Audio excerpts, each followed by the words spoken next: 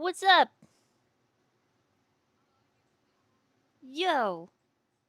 Welcome in, guys, gals, non-binary pals, to this week's chapter of Salem by Night, Season 2, Chapter 10, to be precise. I am your storyteller, your dungeon mistress, your dark reigning queen, or better yet, what's up? It's your bitch, Void Doll. It's a pleasure to have you here on the internet. Come on in, hang out. This is your place for improv, tabletop RPG, and the Scuff Shires with my hamsters, because we don't know what the fuck guinea pigs is here.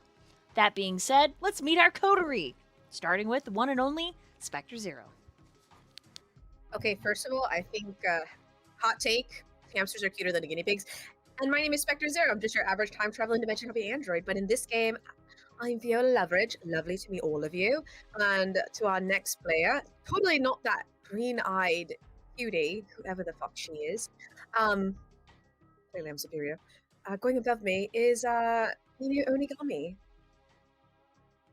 Who? Last time I checked, my name's Captain Inugami. Music The maker, captain of pirate the dude ship. kind of thing. I'm just a weird pirate that makes music and screams all the time. Currently, I am playing a depraved, psychotic guy that likes to punch your face in. Rook. Yeah, that's really it. That's all I got. Nat. Hi everyone, I'm the Netchan. I'm a raccoon variety streamer here on the interwebs. And I play Jericho, our lovely thin blood who feels a little like he's constantly running after the rest of the group to try and catch up, but he tries real hard. And I'm gonna pass it on over to Val. Hello, my name is Valentine. I'm a demonic cafe owner. I draw the boobas, and I also play Xirus Fletcher. He is the boss of the coterie. Sometimes he doesn't want to be, but this is what he has to work with, and let's I guess we're gonna find out what happens tonight. But before then, records fly. It's a good day, everyone. Good evening, everyone. My name is Striker Sly, your intergalactic spice trading fox, and I peddle secrets for spices. You thought I was going to say trade secrets for spices, didn't you? Trade spices for secrets? I did! I was saying it out loud with you! I was saying it right out!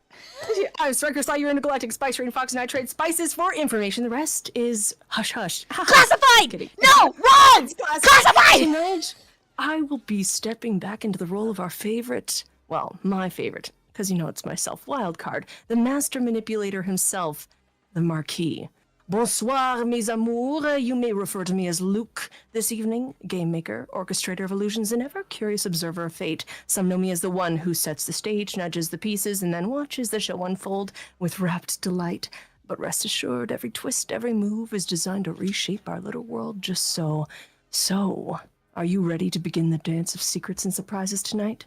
I'll pass it on to our ever-present true game maker, the storyteller. Hey, it's your bitch. Cows are cute. What do you guys remember from last time? Nothing? Well, I do remember a lot. do you remember? I want to see how Yeah. much you remember, please. I got kicked by Viola in her frenzied fit. I broke a table, had a bunch of drinks dumped on me. Well, you guys all dealt with. Oh, you know, what if day it is? That it's Wednesday or something like that. And then I got shot in the shoulder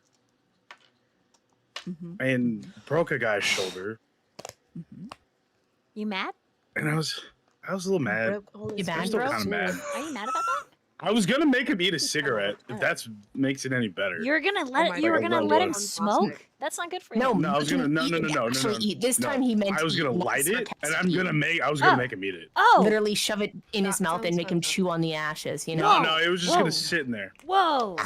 That would Whoa! be I was very It's mad still- last session still time. because it's always me that gets February. fucked up by something. Hilarious.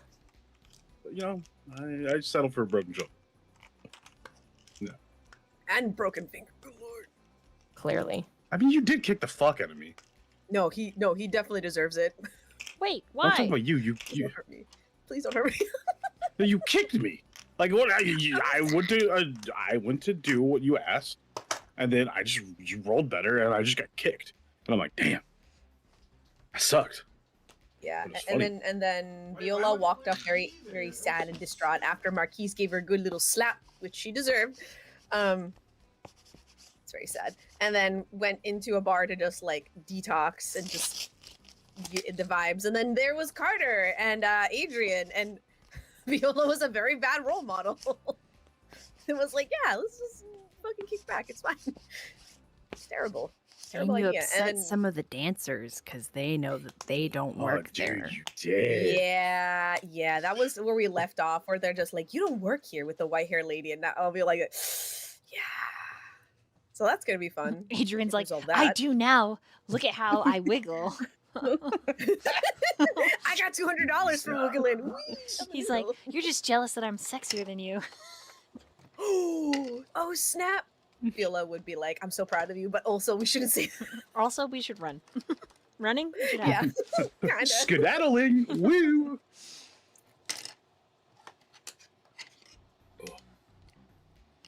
What else do you remember? I remember Kyler lying to me.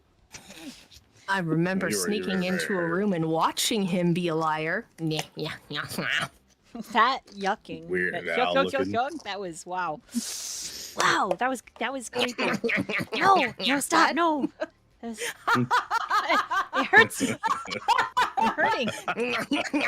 No, I am crippled in pain.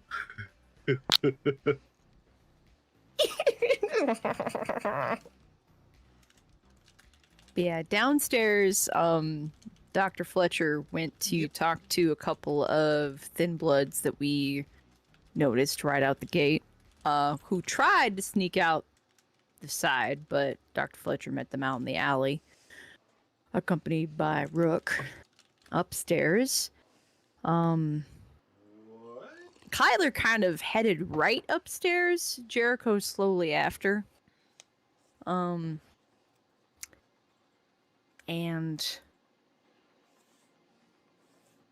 Kyler was like, nope, everything's fine up here. No one knows anything. And Jericho was like, okay. Don't trust you. Yeah, I know that you're lying to my face because I rolled high enough on my insight. And he went back downstairs to help back up Dr. Fletcher and Rook, kind of covering that inside entrance, that side entrance, so they couldn't like bolt back in.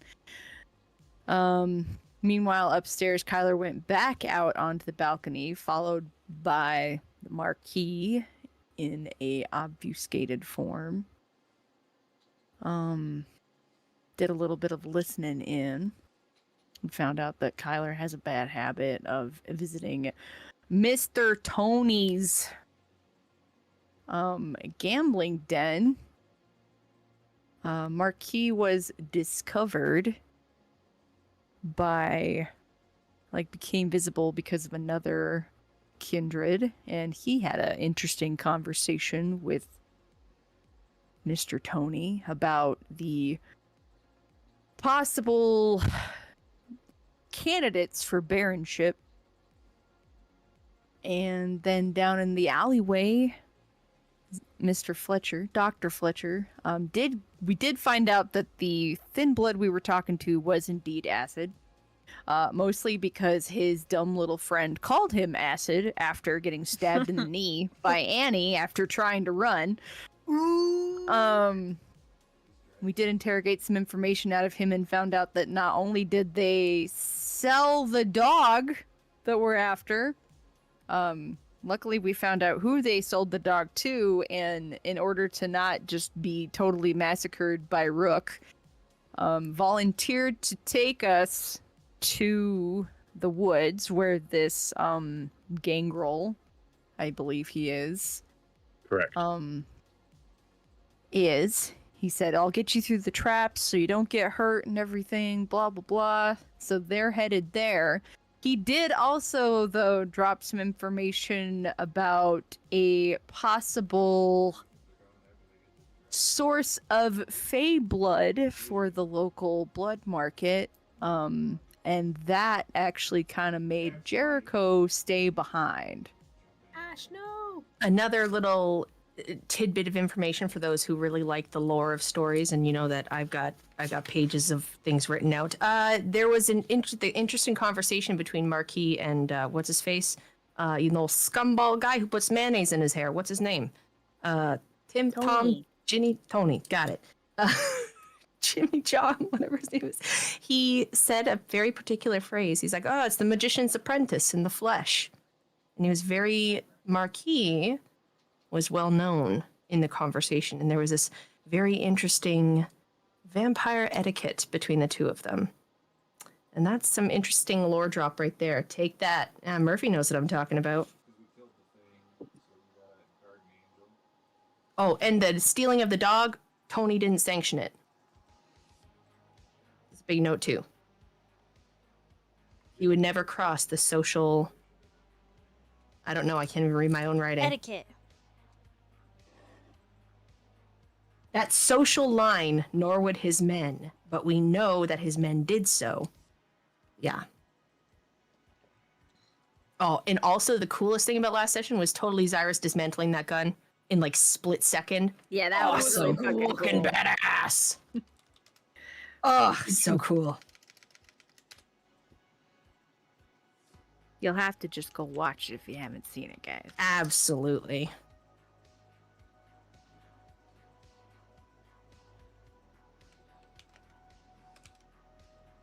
You guys feel ready?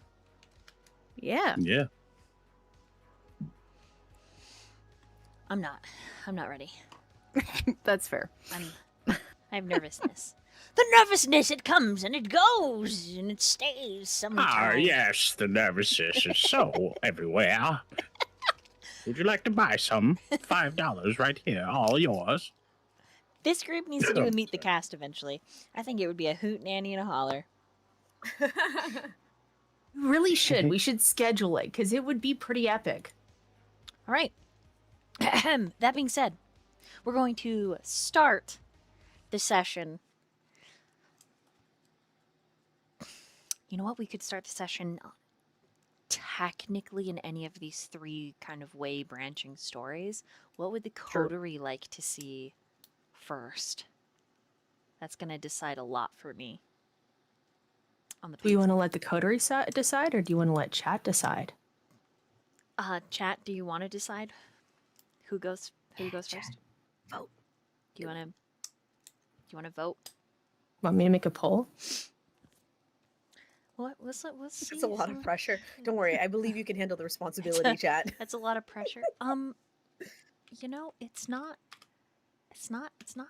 terrible. Okay.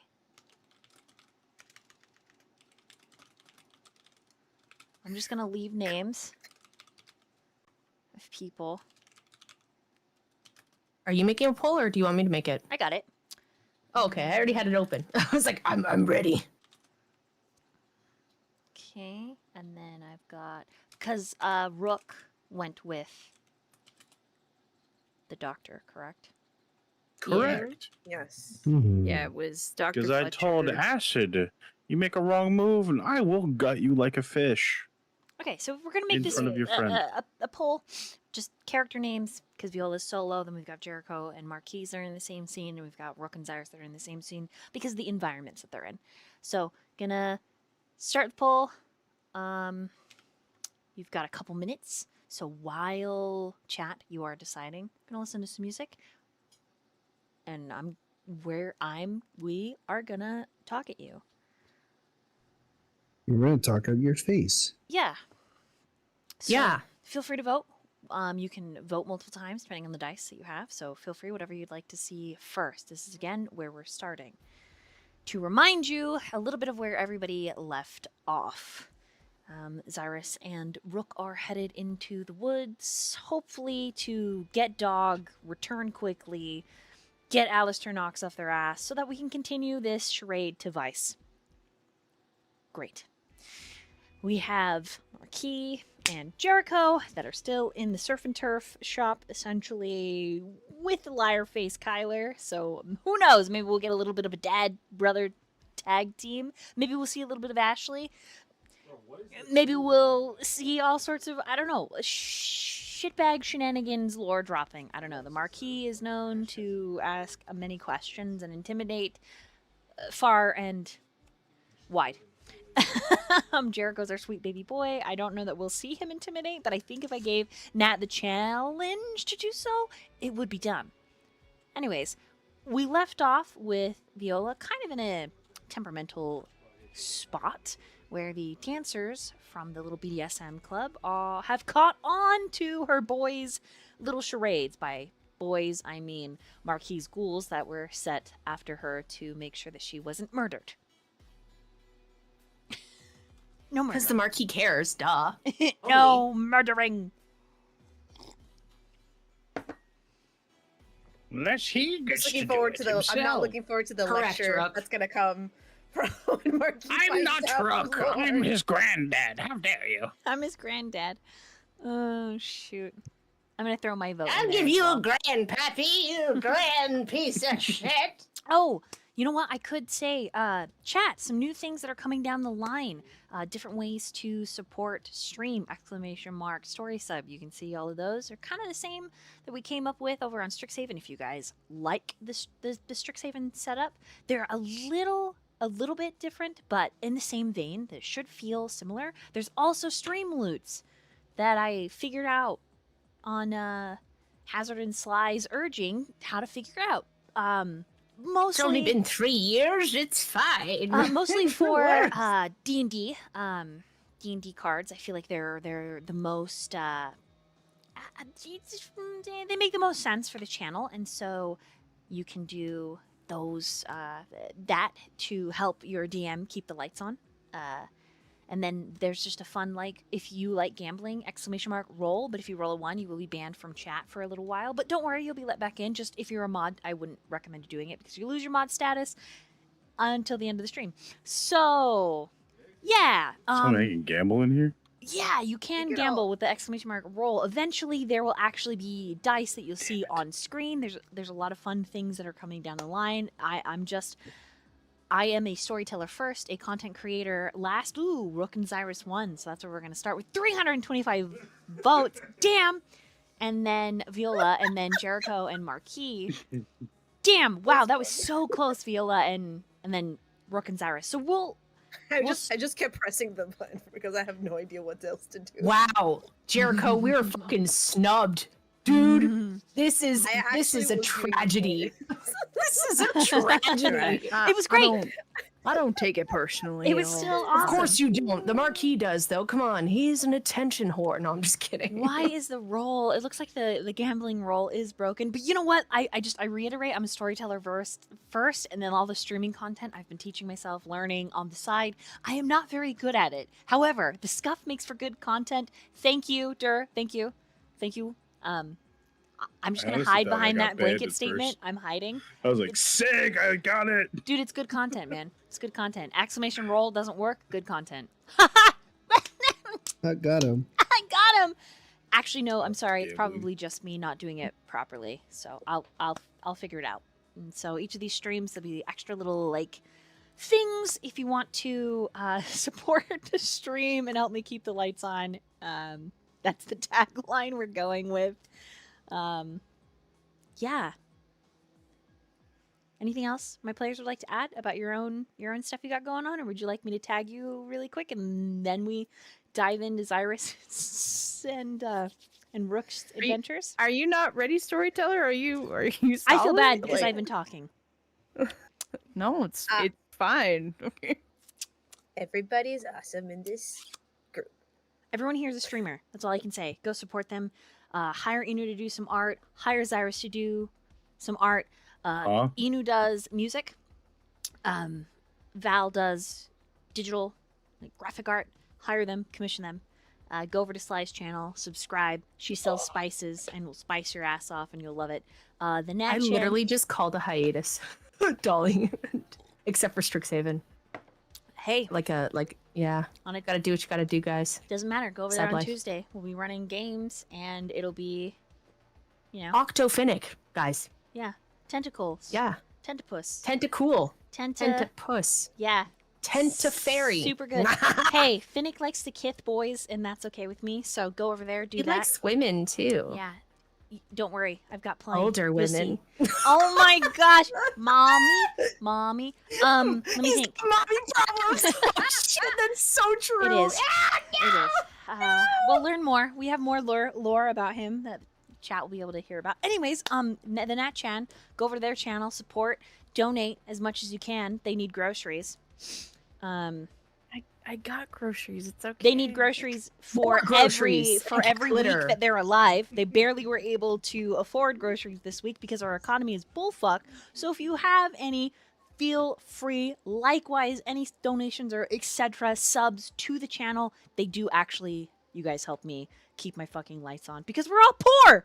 And we're in this together and we're people, but do not feel obligated if you're in a situation where you are not financially able. I just hope that you find, even if I punch my players in the teeth tonight, which I will not do on purpose, I promise, I hope that you find joy in the vernacular that we bring forward to you on screen.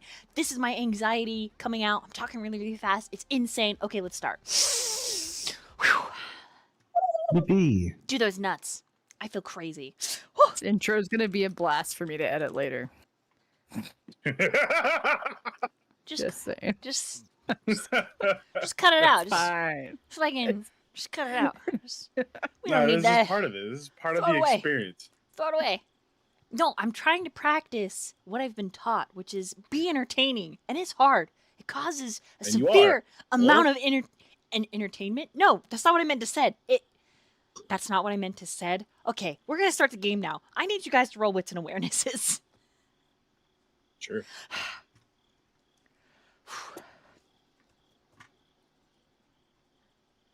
Man, I'm stressed. I am stressed out. It is stressful. How do you stream and play D&D at the same time? This is crazy, man. You have help from us. It's crazy. And yeah, You want we us to got put you. this in the box, right? Yes, please. Okay, everybody, take a breath with me. Change the mindset from streamer to storyteller. Now it's time to emotionally karate chop you in the throat.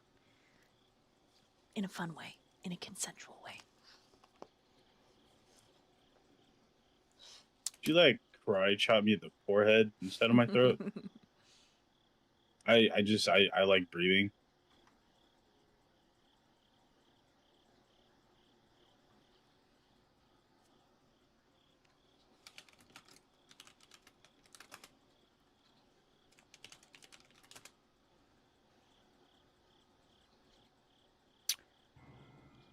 All right.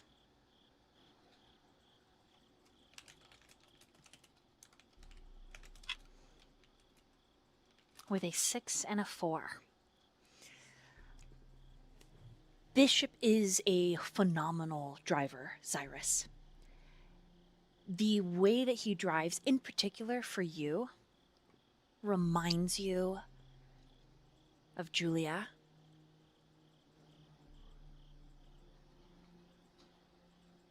He's smooth, he's attentive, and most of all, there is a critical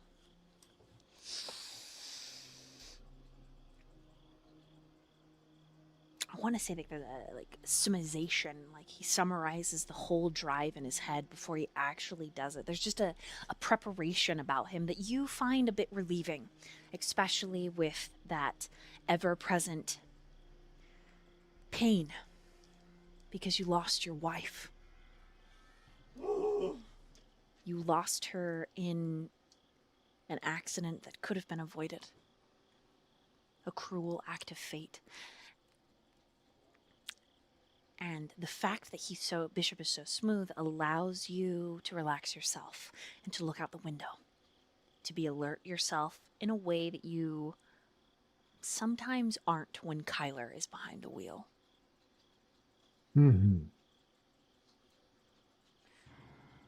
And so the both of you notice as you leave the city, the lights dimming behind you, that the tree lines on this side of the highway are wild and dense in a way that is threatening. The shadows seem thicker and more alive. You notice the supernatural change. With a 6, Xirus, it's like a feeling in your stomach, the wards. A kindred that very likely knows some kind of alchemy, whether it's blood sorcery, actual thin blood alchemy, or just rituals, has warded this part of the highway into the tree line. Acid and his friend are quiet. Rook is also quiet. His lethality, his menace permeating the entire sedans, or is this an Escalade? Remind me. I feel like it'd probably be an Escalade, to be honest. It's a bulletproof Escalade. Is that right? Is this Bishop's car? Remind me. Yeah, I think so. Or yeah. did we? Yeah, or yeah, did yeah. Bishop? Did Bishop get? Are you guys driving the? No, 15, no, he rented a van. Is this the 15 passenger van that you guys are in? Yeah. Okay, Yeah. so the van is bulletproof. This is not Bishop's car. This is not his Escalade. I think your werewolf pup destroyed the Escalade, and I think because I had him suffer some. Anyways, he's got some issues. He's got some ghoul stains because he loves his baby, his car, which I think is destroyed. Okay, I'm catching up now. Okay. Haha, lore detail that you didn't ask, but you got anyways. So the 15-passenger van, Rook's entire presence just fills the whole thing so that it's like an overstuffed, like, animal balloon just ready to pop. And everyone's quiet. You are not as quick to catch the warding feeling, Rook, but by the time the car takes an exit, a turnpike off of the highway and off onto a very shoddily, very shit road that eventually becomes dirt, and then another turn, you feel it. You feel it when the 15-passenger van hits the dirt and Bishop pulls over. And he mutters under his breath in that quiet way of his so that only you can hear, Rook, "This is it."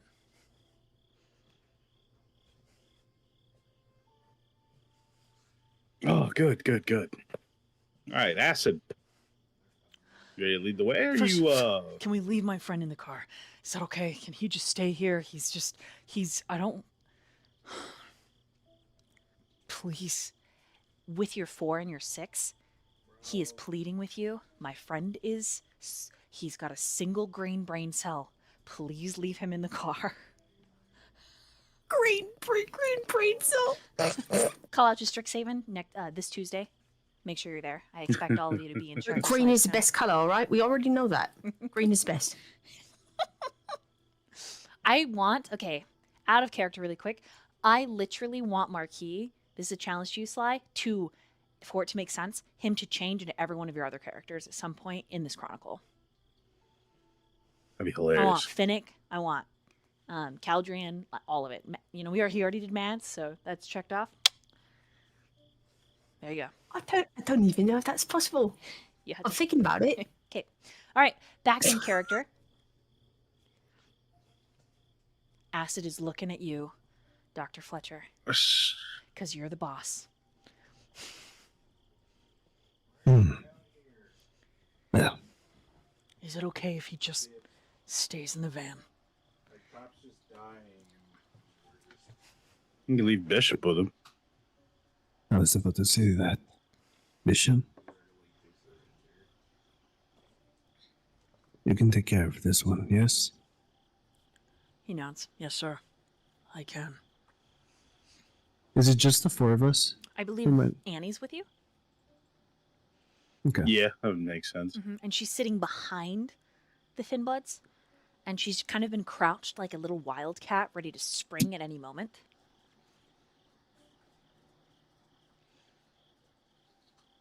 Very well. You can stay then. Shall we get going?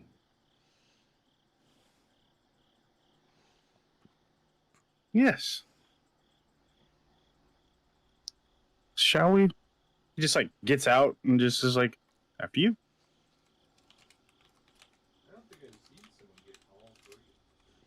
Okay. Acid sighs a visible sigh of relief, and the energy among the three of you, it changes ever so slightly.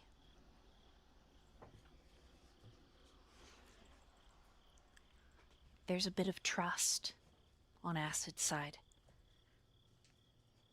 Maybe you're not as terrible kindred as rumor says you are. And he begins to guide you to follow after him close enough while also holding on to him, because I'm assuming you're not just going to let him run. But with his friend in the car, you assume he's not going to run anyways, unless he's a dickbag. Right? He could be lying. True. He could, the whole, please, my friend, could be a kindred ruse, and he leaves his dumb friend for you to kill. You don't know. So what do the two of you want to do? Is it just the two of you going? You leaving Annie and Bishop with a Finblood? How do you want to handle this? I think Bishop can handle him alone. Yes. Okay, so Annie will come with you. Mm-hmm. As soon as she's out of the car, I don't like the way this whole place feels. You're like a little fish in a big pond right now, right? Says the little fish in the big pond. Good. Then keep your eyes open. I wouldn't want you to get too comfortable.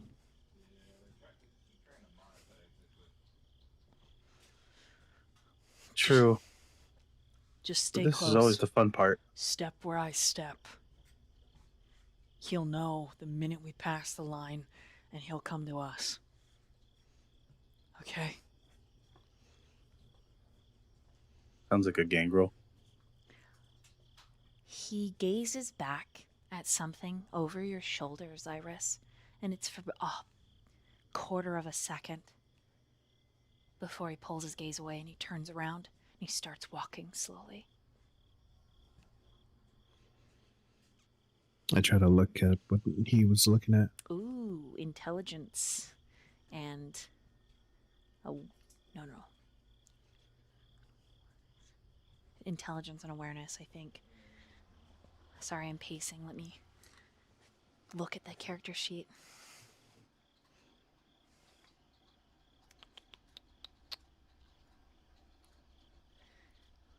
Yeah, intelligence and awareness. I was right.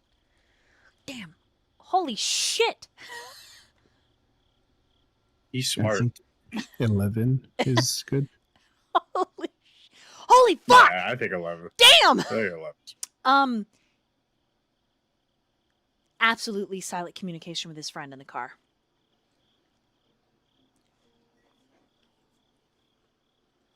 What kind of communication? Like, what is he trying to... Now that's because you it's kind of like Torrent and Solariel, right? Right. So you would have to be them to know, but you know. Is there like an emotion that's being communicated at least? Okay. Concern and intensity.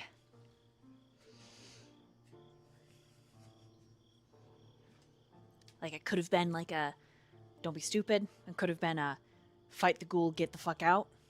Either it literally could be either one. Mhm.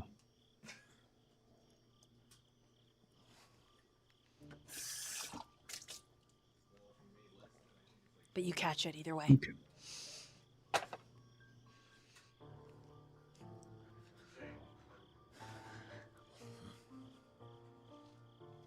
Yeah, it doesn't say anything. You let it fly. Mhm. Okay. To follow where he steps. Because I'm assuming his hands are unbound. I'm assuming he's able to move freely. Okay. Yeah, he's unbound. He's also got a broke shoulder, so I mean, one hand's kind of like useless. To move as he moves through these heavily dense and warded woods, it is going to be an intelligence and an athletics. Or a dexterity and awareness. Either one. Oh, thank God. Fuck. So Dex and awareness, she said? Or intelligence and athletics. Either one.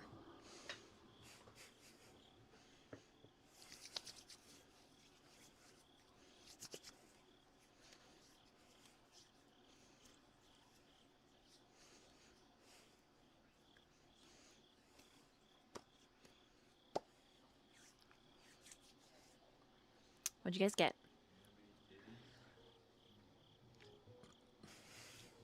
3. Go ahead. I got 3. Sorry. You good? I got 5.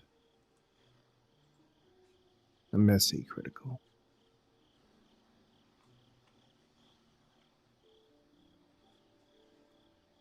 Okay. With a 3, you barely avoid a spike trap that comes up underfoot as Acid shoulders you out of the way, and then he lets out a cry and stumbles backwards and bumps into Xirus. And because he's a thin blood Xirus, he leaves a smear of blood across your coat. And Annie unhelpfully says, "Look out."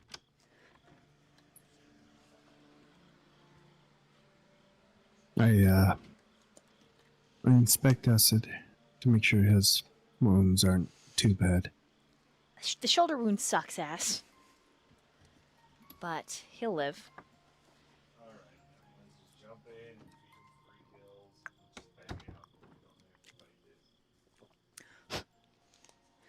Shall we keep going? Fine. Are you okay? Are you being genuine? Asking him if he's okay? Yeah. Oh my god, I roll an insight as him. Hold on.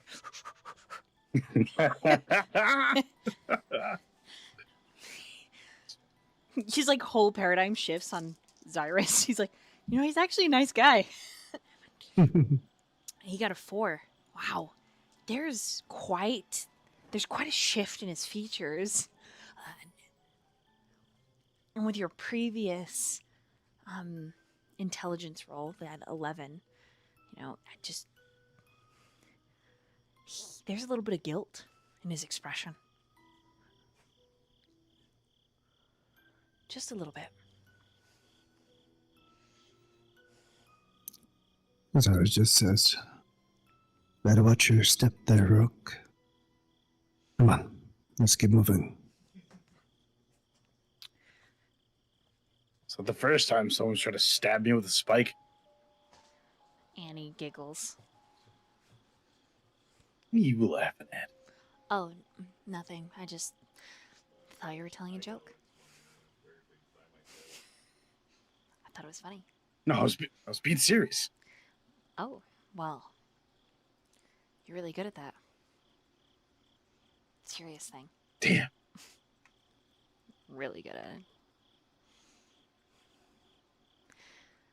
He leads you to the side of a river where the water is rushing, but the sound of the forest around you dries up.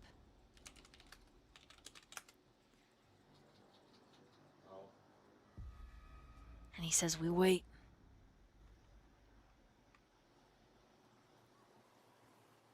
He'll show up.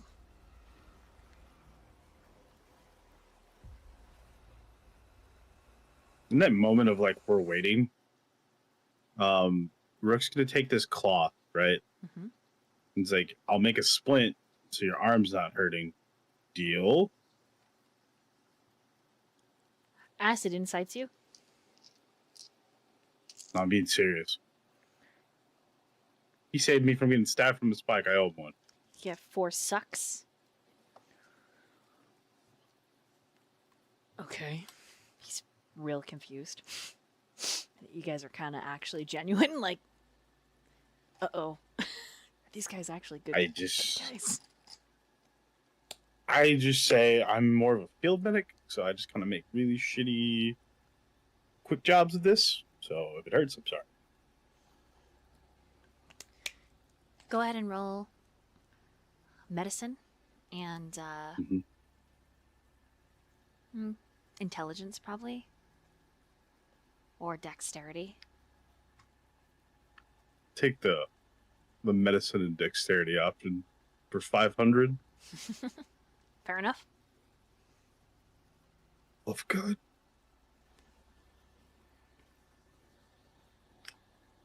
Oh, sweet Jesus.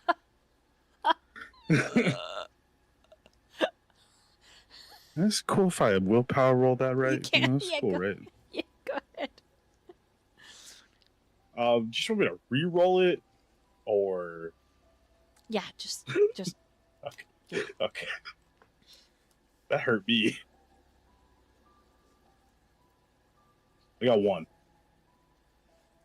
Okay, 1 is enough to get his arm in the sling, and the whole time he's just watching you work, and there's this look of kind of dumbfounded, like, realization, and like he's lost.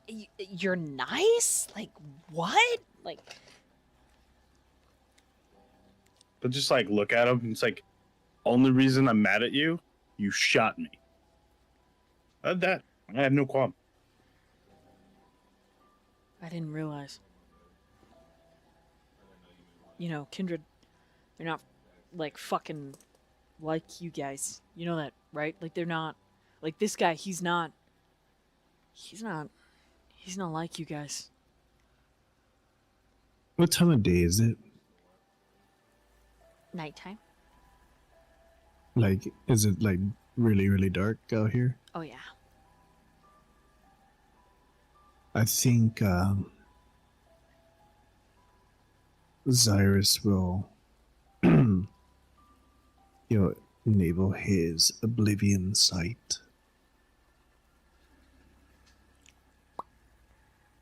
Okay. Let me look at your.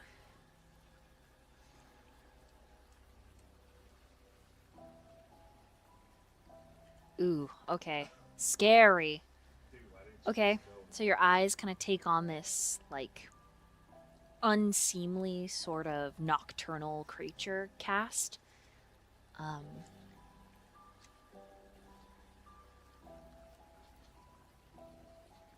This area is absolutely haunted.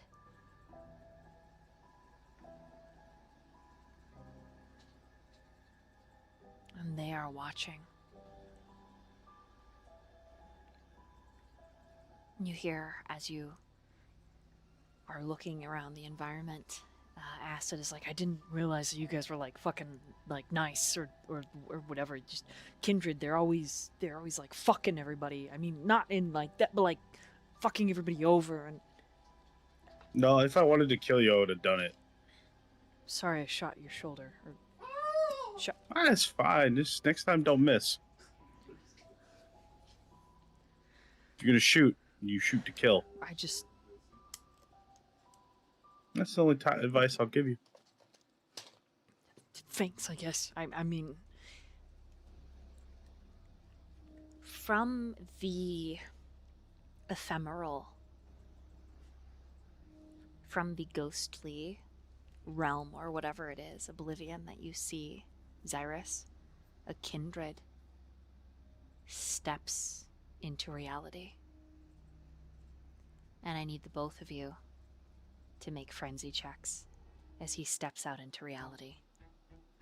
Fuck.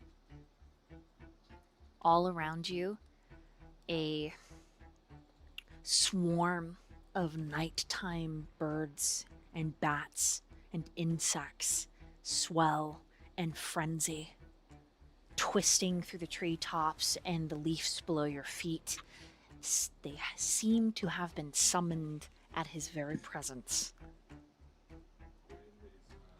Oh boy. Okay. Rook, with a 1 success, you are going to frenzy.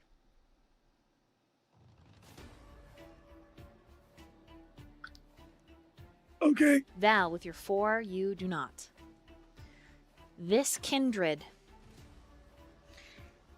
is older than Kadal. And the feeling is perpetual stinging underneath the skin, scraping on the bone. It is a raw fear, and it is just his existence. You can tell, Xirus, because you have Oblivion Sight active and you succeeded your frenzy check, he is not trying to scare you. He is simply existing. Rook, please describe to us and the channel how you lose your shit and in what way.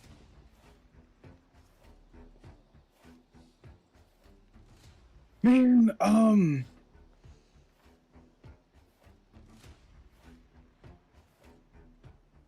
trying to think, because it's like, even if he is afraid personally, the way Rook sees it, he's not really wanting to run.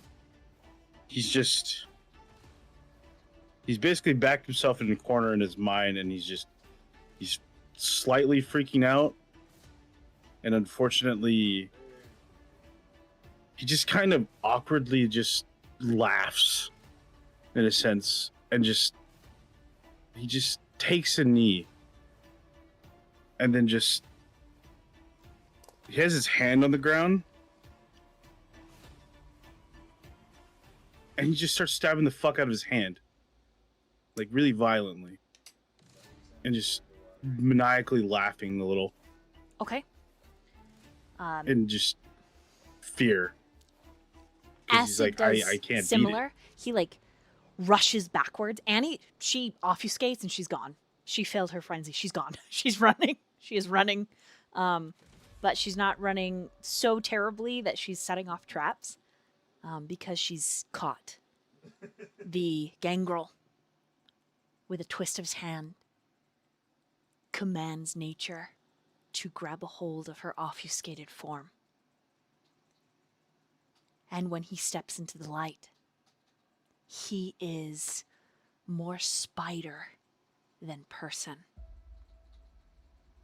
And then his face morphs, and he comes down from the trees around you, Xirus, the itsy bitsy spider. And in his hands is the tiniest, most adorable Pomeranian you've ever seen that he is petting.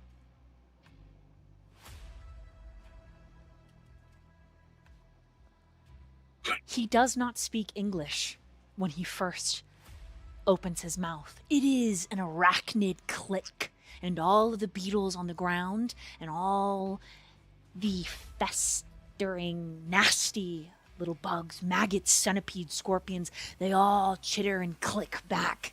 And then, as if forgetting that perhaps you might speak a different language, he shifts, and it's suddenly the sound of a wolf or a coyote, and you watch as this amalgam of a creature, this force of nature, takes him a minute.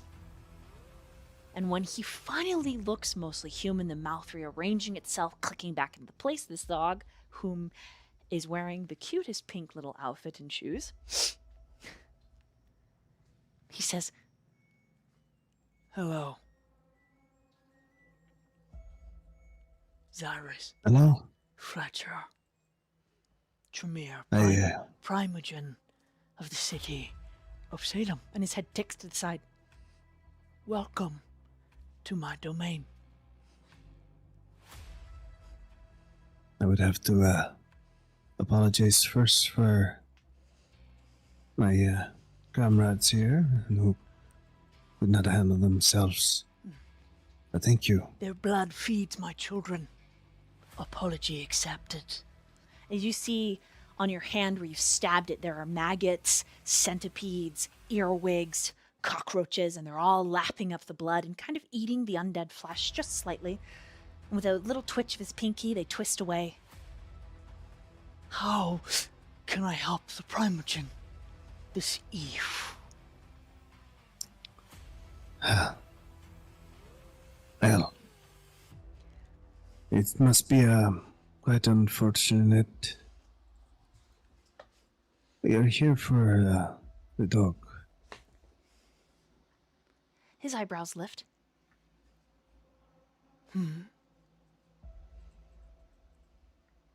It seems whoever sold you this dog did not have the rights to. His eyebrows crash down over his eyes that are very unnatural. The irises themselves are still splayed out, like you're looking at some kind of arachnid's face. And he's got whiskers sticking out of his cheeks, and he's kind of got like a rat-like mandible sort of thing going on, but mostly human. He's tried. He's forgotten, but he's trying. How so? I paid fair rights for my precious. Now she is mine. And he waves his Understand. hands, and you see there's a fuck ton of other domesticated pets that he's stolen. Because they're his. You're like, oh no, all of the domesticated animals have costumes. All of his wild animals do not have costumes. It's a little unhinged, and you're very aware of it in this moment, Xirus. My domain. This by right. Cherry is mine. And she likes it here better. So she will stay. And his eye kind of twitches. Perhaps, but they did not have the rights to give you those rights. They will be dealt with on their own time. He twists his finger, and acid is lifted by nature itself. Sold me Cherry. And so, he is yours. Primogen. I'm sorry, what? Who is he? Acid sold Cherry Hmm. to Angaris, the green girl. Well, But we they're, really need the dog. dude, you see like mittens, muffins, marshmallow. They're everywhere. It's just like, dude, some of these posters you've seen, little kids putting up. I'm missing my dog Marshmallow. Little Shih Tzu. Ghoul now. You see, a friend of mine, or someone who has something I need, is the true owner of that dog. And His much eye like twitches. you, No. Mine. Cherry is mine. And he gives Much like- the little Pomeranian a kiss with his rat fucked up face. well,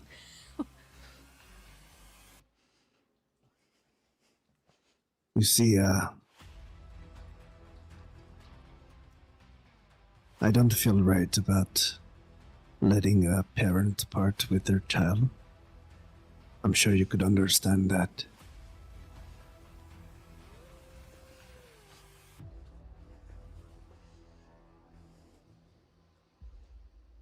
This is correct. My children.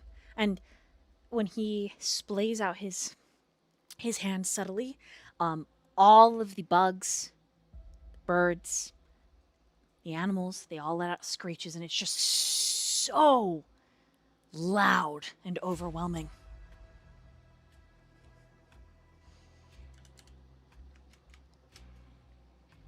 My children.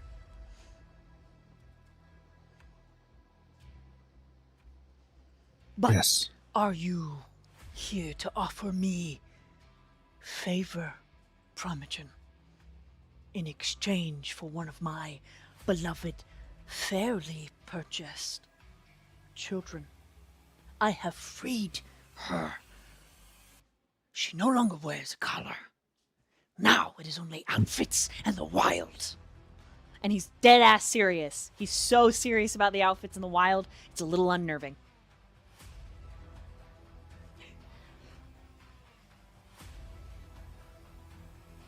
I do believe that. Yes. I know you mean this dog well.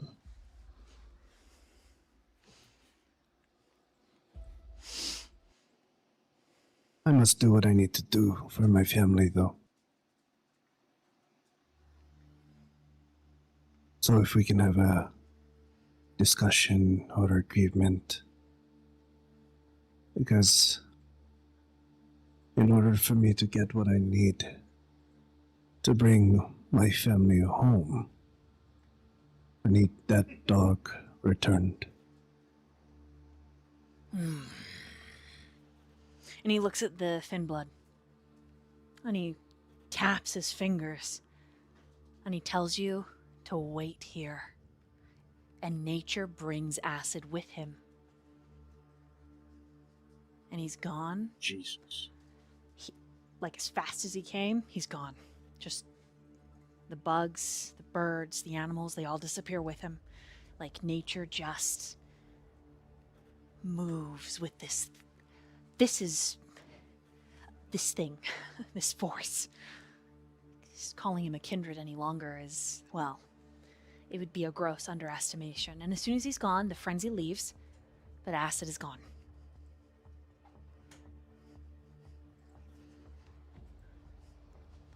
And when Annie touches down, holy shit, what the fuck kind of kindred is that? Watch your language. Sorry. You're still in his domain. So we're just gonna wait here until he comes back? It's rude if we leave. I know that much. He,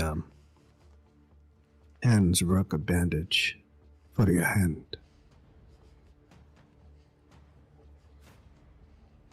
Yeah, I kind of fucked it up pretty good. Thanks. Just nods.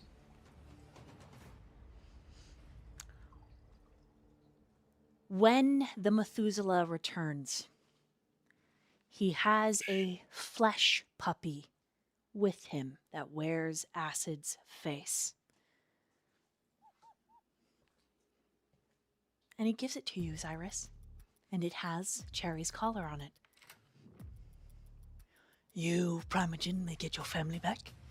Alistair Knox has his puppy, and an understanding that should he try to take one of my children, I will destroy him.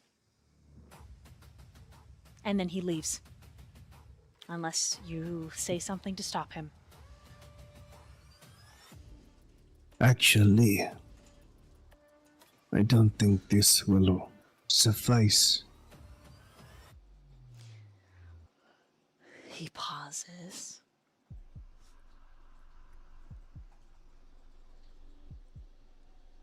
Am I to make you a puppy as well, young warlock? No. No. But we will need Cherry. And you have my word. I will make right by it for you. I cannot. And he motions to Acid, who's whimpering in the shape of a dog, still alive. I have provided you with Cherry.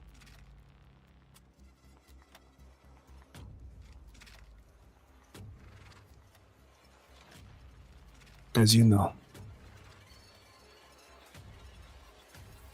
the real Cherry is irreplaceable, yes?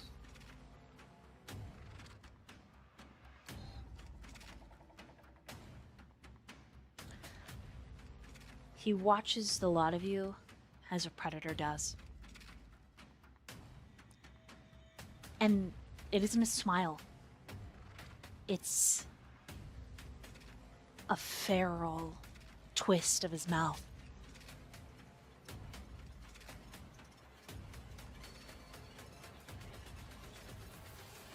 Then you are giving me a favor as the Primogen.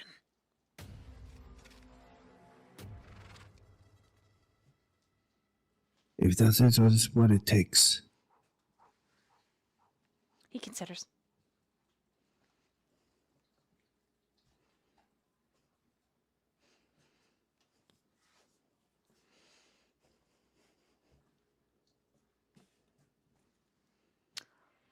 Roll a persuasion and an etiquette.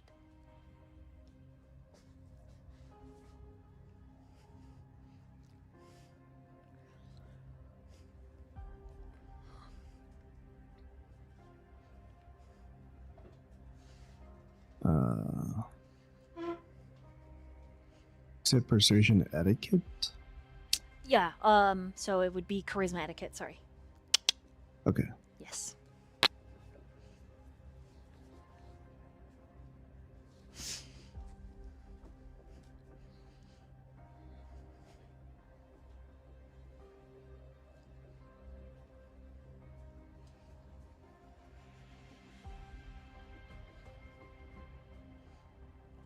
Let me know. Can I use a willpower? Yes, you certainly can. How You do can I use- do this You again? can use either your regular willpower, so where you click the willpower reroll right underneath your sheet, or you can use storyteller reroll, which allows you to reroll however many dice in the pool, including hunger dice. Okay. We'll do that one.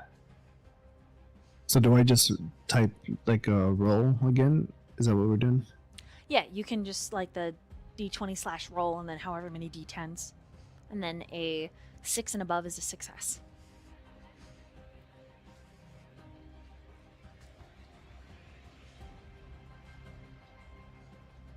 Nope.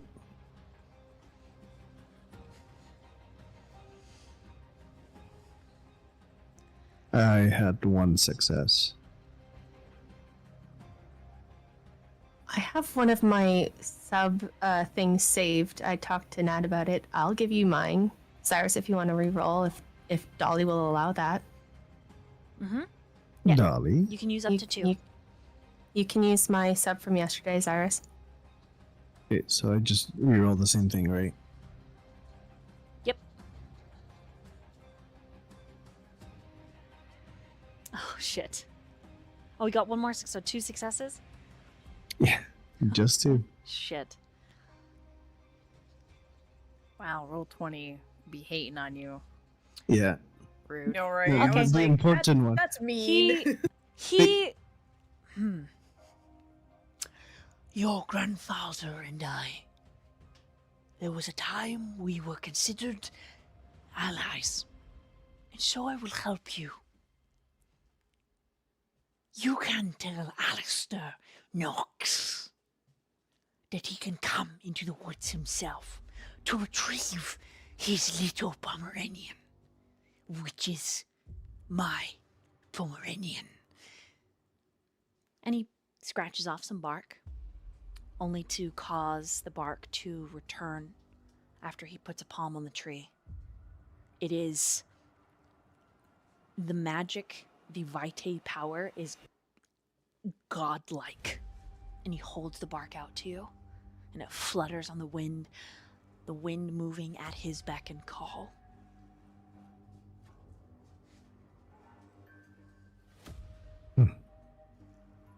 And then we all win.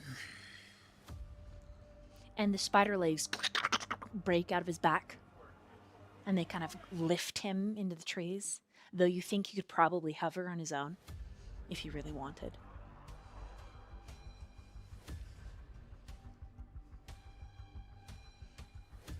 All of the Primogen in Salem know who I am. And then he gets really close to you, Xirus, and it's like between one blink and the next. And you know who and what I am. Dr. Fletcher. I do. So I for respect that. the respect I bear the previous Primogen of the Tremere, I take your favor. I give you this right, R-I-T-E. this calling card to return to Nox. And I'll even allow you to take your new little flesh puppy home. Now look at how acid in his deformed shape. Well, is it possible I can have him as it was, His jaw. so that we can Click, click.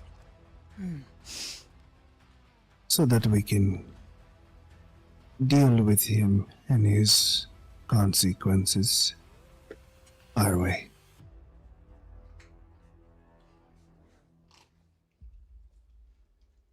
He frowns deeply. My consequences are not good enough for you. Your consequences are just right. But I know that Alistair will not be happy. And what care I, a peon Ventru? Let him step down from his little palace and come into the wilds. That he will. Or should I bring Trust me. the wilds to the city? And as he does, the tops of the trees begin to shake, and he starts to chuckle, and the river starts to flow more. And he says, I think that would be fun. Overtake it. An apocalypse. So all you little kindred in your tight little castles can know what it feels to howl at the moon and to play in the river song. and it's like overflowing the river now, and the trees are growing at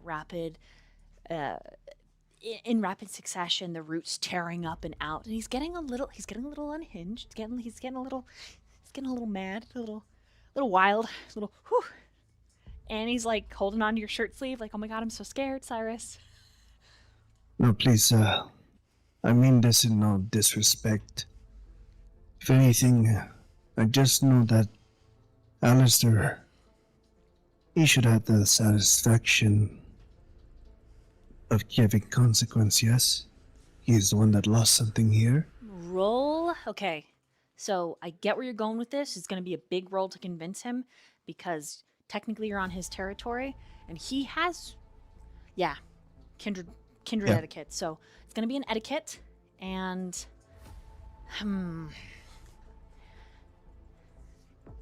either a manipulation, charisma again.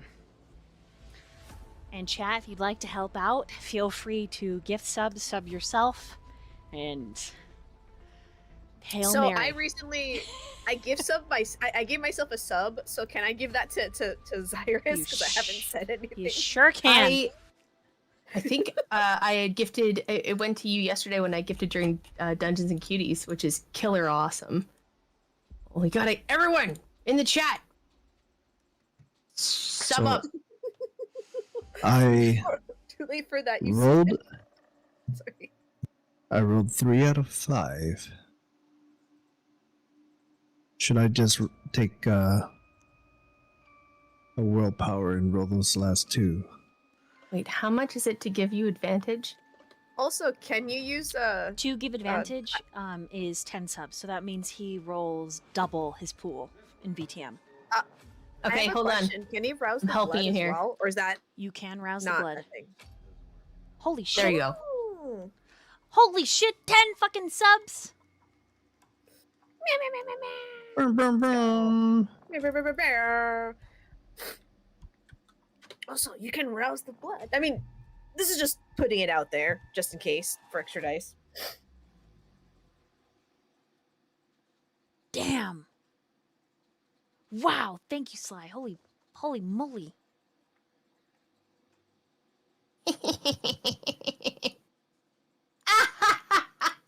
Okay, so 1, 2, 3, 4, 5. So you're going to be rolling 10 dice. Also, Dare Wolfman gifted a sub as well. Just above that. They also have a gifted subby there. Wolfman And to Xirus. Oh, it's to Xirus. Okay, so you have 10 dice, and you have the opportunity to roll those 10 dice twice to get what you need to convince this Methuselah not to go ape and start an apocalypse in your city. So should I just do the 10d10 twice? Yes.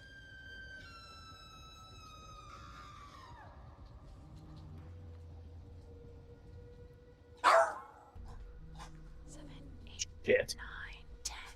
Yeah. So the first one is 10 successes. The second one... Okay, no, wait, so that's... Whew. 2, 3, 4, 5, 6. Okay. So that's 10. It's 10 successes on this etiquette and this charisma. Val, you needed a 10 to convince this Methuselah not to go ape. Let's go! Let's go! I got you! Let's go! Let's go get going! Hell yeah! Oh my god! Let's go! And because we also did 10, I'm going to randomly roll for another player because I give advantage and disadvantage. So disadvantage is you'll roll the pool twice and you'll minus how many okay, so you'll roll the pool and then you'll minus your blood potency and one of your attributes from it. And you can choose the smaller attribute. Does that make sense? I think so. What is this roll for? This is not for you. This is just the disadvantage for VTM because it's a work in progress. So I'm going to randomly roll for one of you to get it. Unless one of you want to be like, I'll take it. Hey now, I got the advantage disadvantage. I am not taking that shit. Hell to the no. Someone else could fucking do Wait, that. hold on. I can do it. I can do it. I'll take it. I'll take it. Are you rolling to see who gets the disadvantage? I'm going to roll to see Is who that what gets you're it saying? randomly. Yes. Oh, I can dude. take it. I'll take it. Viola will take the disadvantage. Oh, you're gonna take it, but Okay. never mind. Then Viola, your next roll, you will minus your blood potency and the number of your attribute that's less. So say it's a wits and awareness, whichever one in your wits and awareness is less, you'll minus that from your successes.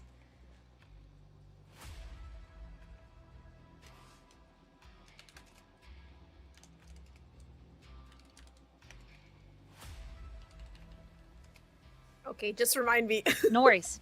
It's a work in progress. Thank you. Thank you. So I got this whole thing.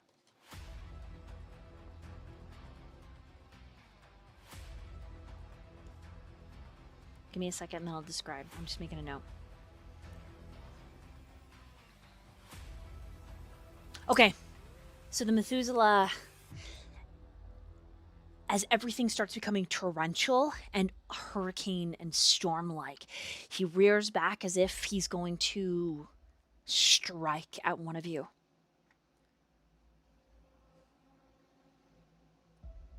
And he pauses. No, I'll be right And his head ticks.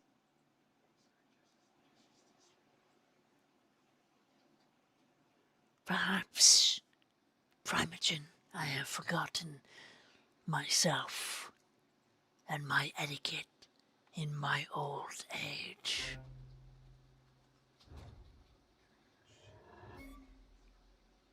However, And he gets real close. And he reaches out with one of those like spider-like tendrils that's busted out from his back. And he taps 3 times on the dog-shaped head of the thin blood. Tick, tick, tick, tick.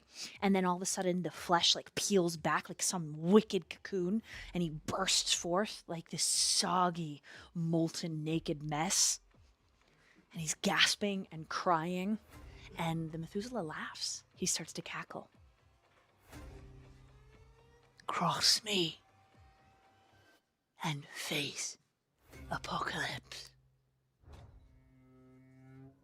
And then he's going to twist his fingers, and acid, butt-ass naked and slimy, shoots through the trees and away, as if he offends him, just flicked like a booger. And then he turns and looks at Annie. Careful. I can read your thoughts, child. And she like steps behind you. I'm so sorry. And then like a tarantula, he steps back, body shrinking, spider limbs pulling in, quiet as a whisper, back across the river. I look forward to our favor, Dr. Fletcher.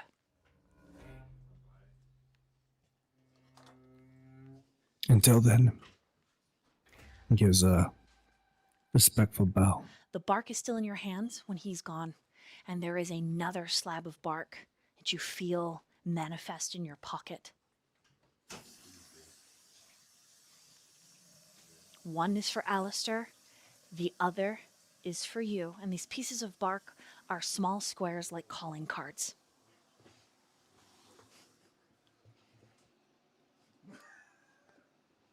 What do you guys do?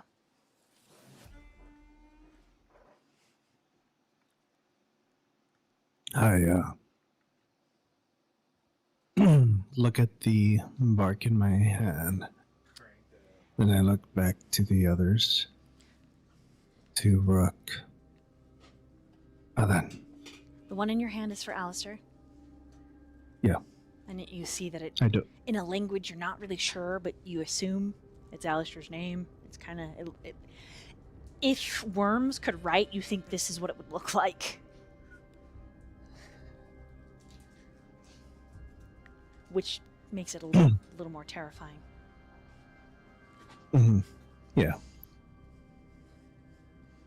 I don't acknowledge the one in my pocket. That's for later. Okay. Shall we? So, get him and go. Right? Acid needs to atone. Correct. I'll leave that to Alistair. Let's head back. As you say. As I you need say. to talk to him. When you get back to the car, Acid seems fundamentally changed.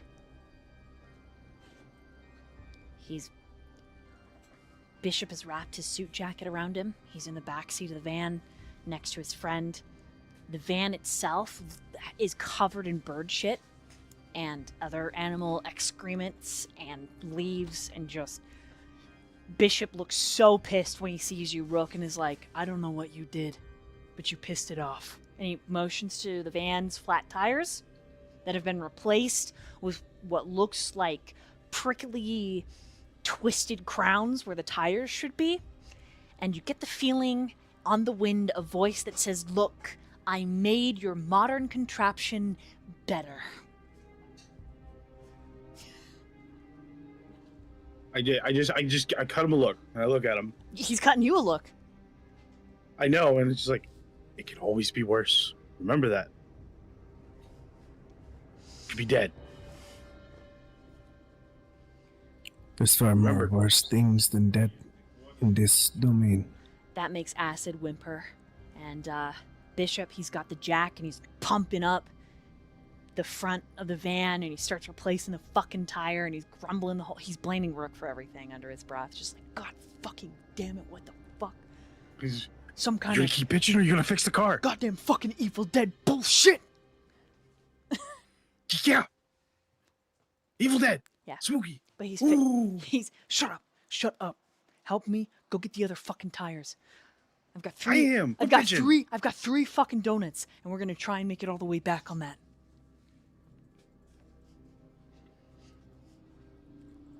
All right, next time we're packing real tires next time. Just in case. Don't complain. You think the complaint is because he's scared? I know. It's just, I'm kind of Rook just looks at him and he's like, Oh, yeah. I get it. The fear's real. I broke down in front of him.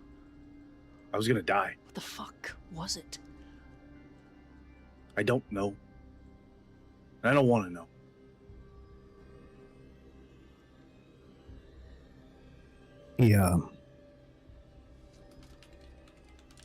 Xirus takes out his phone, sends a message to Alistair. It just says we need to talk.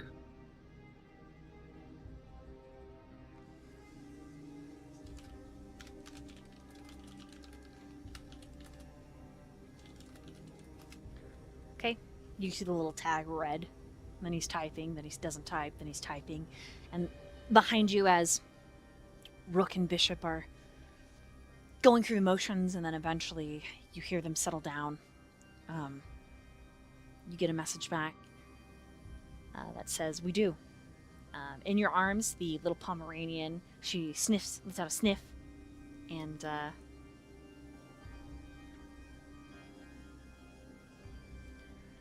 she's a really chill little dog. Super cute. Wait, I have the Pomeranian? Mm-hmm. Oh, I misunderstood. I thought You the traded whole it for a thing- favor. Remember? That's how, Yeah, that's I how thought- it all went down. But I thought he was saying that Alistair needs to come to pick it up or whatever. Oh, then but- yes. okay. If that's what you understood, well, yeah. My Methuselah would. Well, no, yeah. I mean, Nope. if we have He's- the Pomeranian, Nope, he's got the Pomeranian. He No, loves that Pomeranian. I'm in. He's got it. I'm writing it down. I'm good. I'm good. Oh, with no, it. no, no, It's because in this my is true. hands. You, got when the Methuselah returns, he the has the flesh puppet and he says he can go get it. baby. But then Val, you also said, I will trade you a favor for the dog because that's not going to cut it. So you did have the 2 steps, Val. You just forgot that you had your middle step. He already did the No, process. no, Dolly, you did. You said, that's not enough. And he says, okay, then I will give you this dog, but you will tell him. And if you cross me, fucking, punch shit and see what happens, because I'm about to rip you and yeah, you did it, Val. You You did. did. Don't worry. okay. I followed the track. Dolly, don't you try to curse this poor man. I'm not. I'm doing it for Methuselah. My Methuselah, He's doing his he best, wants all right? the baby. If Nice. Xirus leaves the baby, the Methuselah's like, No, I yes. wouldn't have left if it was literally in my hand. So I heard. Okay, No, you heard right. He did say that at the beginning, but then when you said it wasn't good enough, you when had you to when roll. you We rolled, just got when you rolled the 10, he's like, So you do have Cherry. The Methuselah is pissed. He destroyed your car in retaliation. He's very mad. Probably there's going to be some significant shifts. You think the Methuselah is Yeah. probably not going to let the Ventrue live. So, we'll see what happens. All things considered. But it's not your problem now. You got the dog. You take it back. You say, bitch, keep your mouth shut. We're going to go get Vice. Don't say dick. And then the Methuselah will do what Methuselahs do, which is usually petty and terrible retribution. And He's scary. probably gonna suck the juice out of Alistair Knox and use It's it to fine. power himself. We don't it's need Alex fine. Knox. It's fine. Nah, it's yeah, fine. We're just Lucas getting our isn't here. Who the information. fuck cares? I'm just kidding. I'm just saying, I just want to say, I love the idea of this Methuselah with this cute little dog and his menagerie of cute animals. That is the most adorable thing ever. Anyways, Yes, he's got all the animals he's stolen from the city, which he plans to liberate them all slowly and surely. The ones that wear they have outfits. They have little shoes because they're not used to the wilds until eventually they're used to the wilds, and then all his wild babies are just wild with him. Yes, animals are better than people. I agree. I love this guy. He's a psychopath. I said, Dolly, I don't know if you heard this, but I said if more or less is in a vampire game, that would be her sire. Oh, they would shit. live the best life together. Oh damn. You know it to be true. I was like, they'd be living their best life, guys. Sorry, I'm laughing. All right, so Alistair, basically, as you're typing, the doggy moves, and you know she's like, "I got a pee-pee," but you feel if you put her down, the wilds are just gonna steal her. So you just kind of like shift, you know. They get the first tire on, they move to the next tire, and Alistair says, "You have my machine gun." I just send a picture. Okay, he sends a bunch of heart eyes. Tells you to come to his club. Says, or we can meet at Ravenous, your choice. You also have a message, Xirus, from Andy.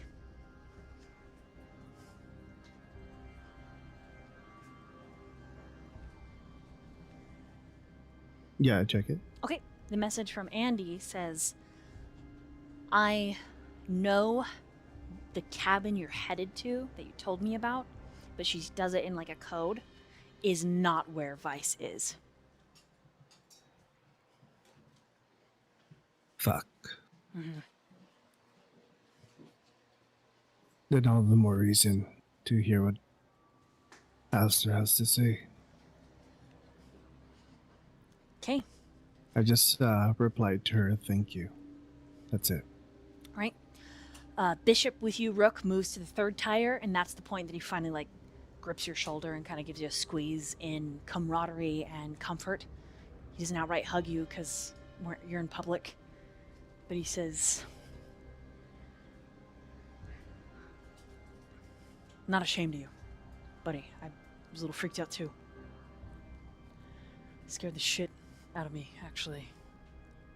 The woods, trees aren't supposed to fucking get up and move."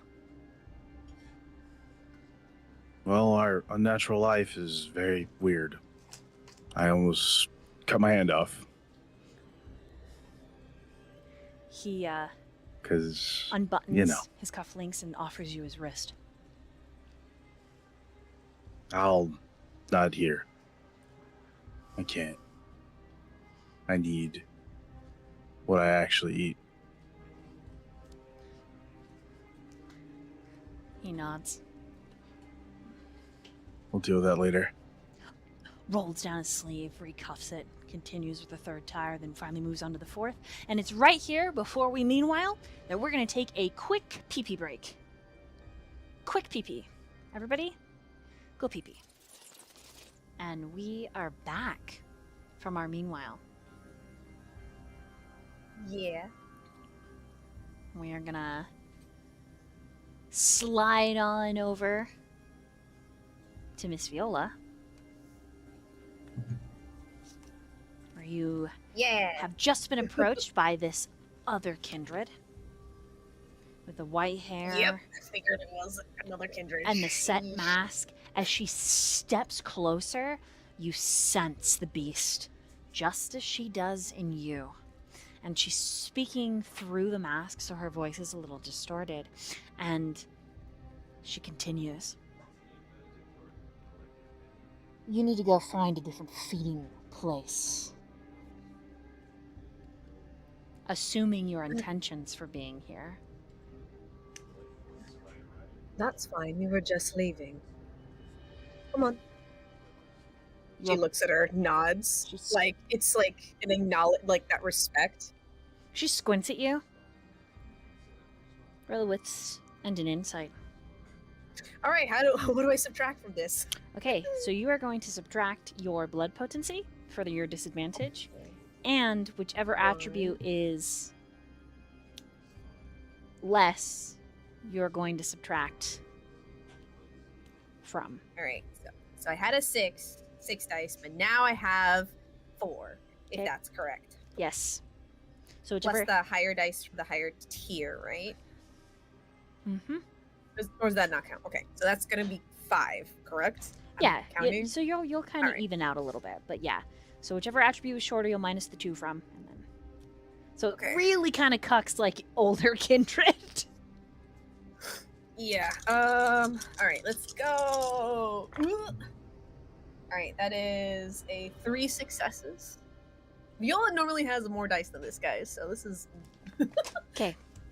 3 successes is still enough that she recognizes you, Viola. And she suddenly reaches out and grabs your wrist. You're Viola Loveridge, aren't you?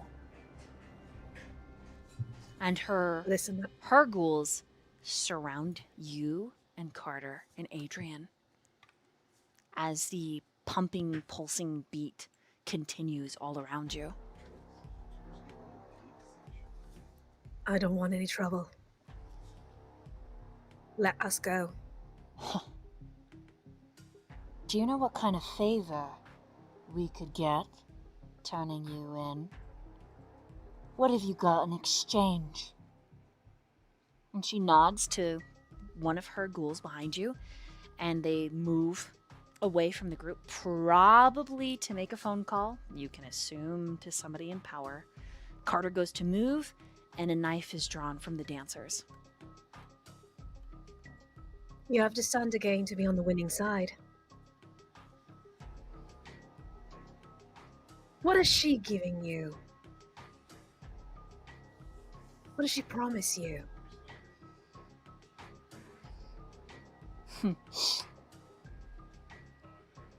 It isn't about what she can give me, it's about what she will give me. Not only her, but the primogen of the city. Standing in a social way, you know that. Conduct, etiquette, moving up the rungs of society, power. Oh, yes. For you, I bet you I could gain my entire domain. So what are you gonna give me in exchange if I let you walk out here? Not a masquerade breach, because that's apparently what you're asking for. Huh. Roughing you up for lying's an easy cover-up. Nice try.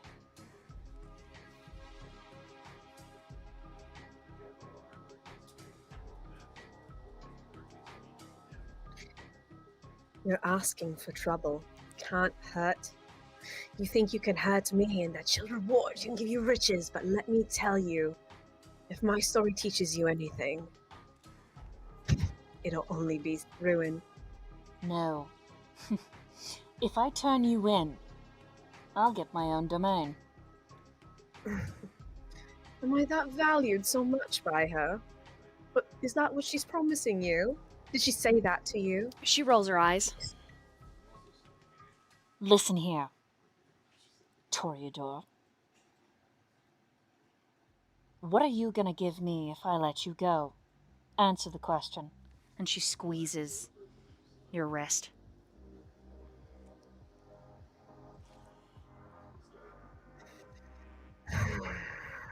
Alright, I'm gonna do heightened senses. Something. Sorry. I'm gonna be doing. Yeah, okay, go for it. Sorry. Just so you know, you can always offer a favor. It would be shitty to. You could. I'm just saying. You could be like, no, I'm not gonna give you a favor, but then of course, like, it kind of tarnishes your name, and like, it just, you know.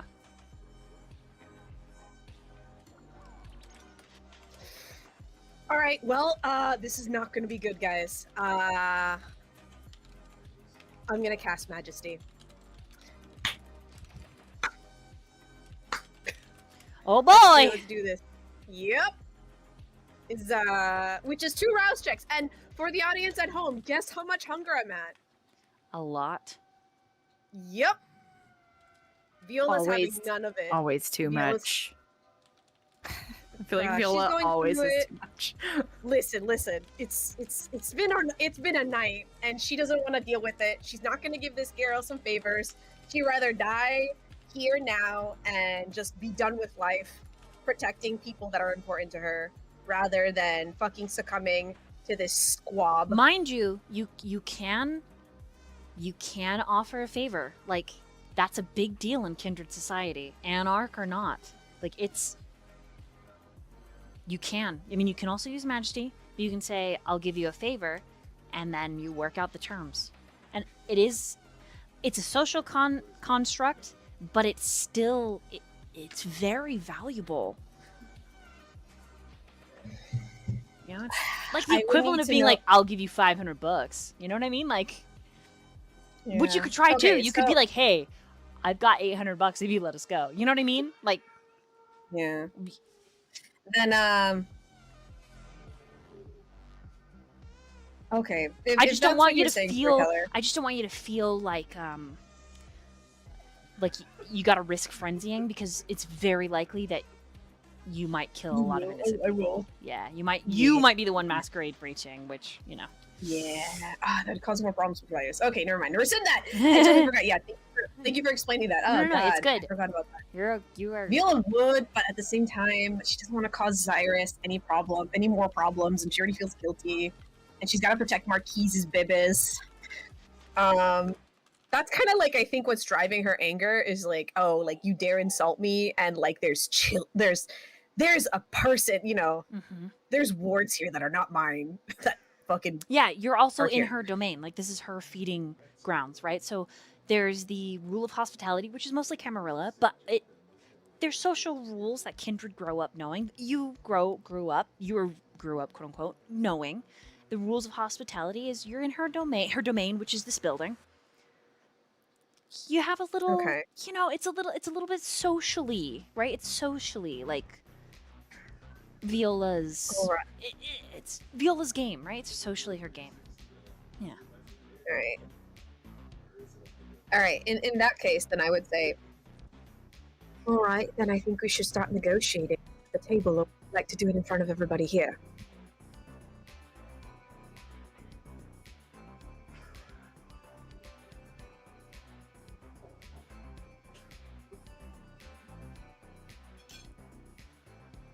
Fair enough. And she'll let go of your wrist. And then she and her like 3 ghouls that are around you will escort you and the 2 ghouls that are with you to like a kind of small cramped back room, as more ghouls, probably of hers, take the dance floor. And the minute you're in the back room, the noise is muffled, gets all quiet and distant, and she never takes off that mask or anything. She just sits in a chair, crosses her stiletto thigh-high legs, and says, "I'm listening."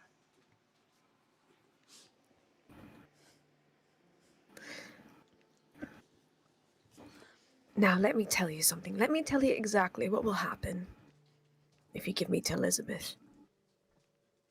Oh, because I'm in such her favorite right now. And I'm sure that she will be so gracious to you for the time. And then when she kills every single one of you,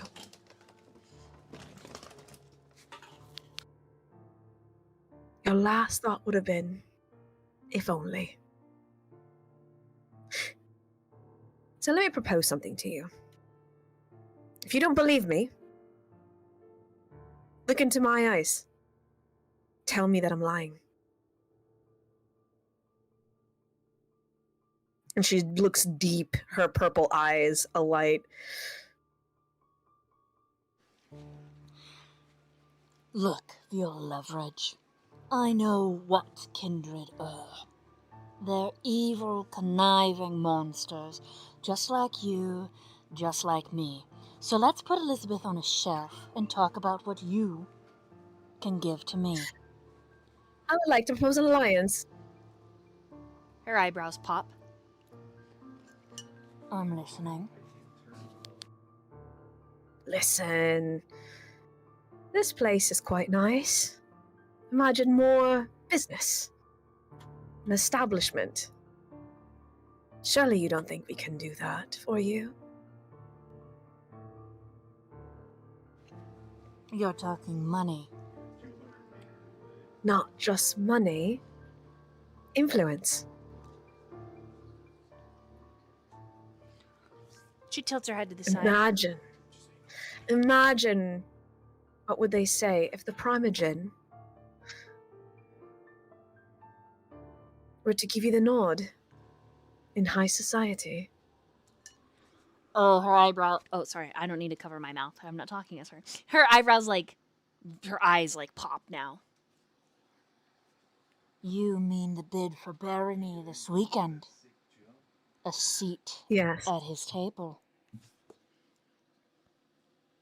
Perhaps we can make an arrangement. She considers. I would at least ensure that you have a word with him. Ooh. Conference. Ooh. Roll an etiquette and persuasion. You're doing it. Look at this. You're doing it. Social I'm doing combat. it, everybody. This is, for Spectre, very difficult to do. Now Okay, you're crushing it. Get him. Get him. Get her. All right. I'm trying my best. All right. Let's roll some dice. And okay. Oh, yes! I crit. Oh my god. Okay. That is, if you need me to take pictures and write it in the dice box, by all means. It's a 6.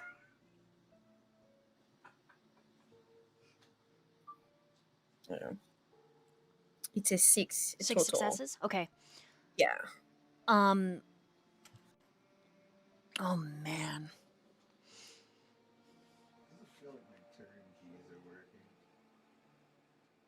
Certainly you have a savings of sorts. You were, at one time in this city, the performer to go see. Well, once we wrestle some power from Elizabeth, I'm sure we could secure assets towards your new venture. Perhaps another club, Ooh. another establishment, if you will. You've got her hooked. You can tell you've got her hooked. Because We could, expanding her once domain. we wrestle those... Yep. Expanding and then her feeding once we- ground. All I ask, you let us go, and you let us come in as we please. Not She- necessarily to feed, but to peruse, and if you allow it. She's quiet for just a heartbeat, and then she reaches up and she pulls off her mask. She is achingly beautiful. Pillowy soft lips, little petite nose, sharp jaw, and she looks like a winter's kiss. The only thing that mars the beauty is she's got a little twist of a once hair lip right by the cupid's bow. That's hot for Viola. And Viola looks at her, and it's like you could definitely tell there's like that fraction of attraction. Okay, Of I'm gonna that roll. Beautiful imperfection. I'm gonna roll. Hold on. Also, you need to roll a resist frenzy because Oh no! or compulsion. You need to roll it for your compulsion because your Toreador obsession. Yeah, my obsession with Mm-hmm. imperfection. Yeah.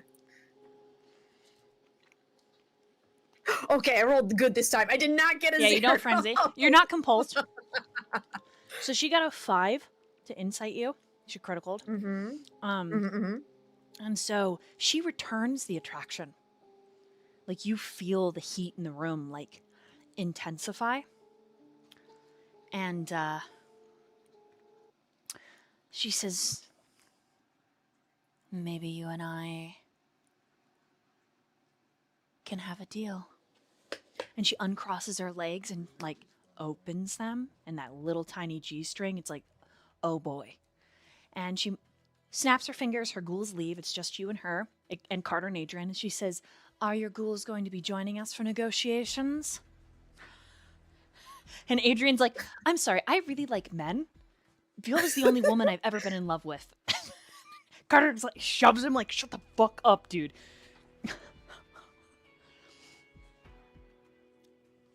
What do you say, Viola?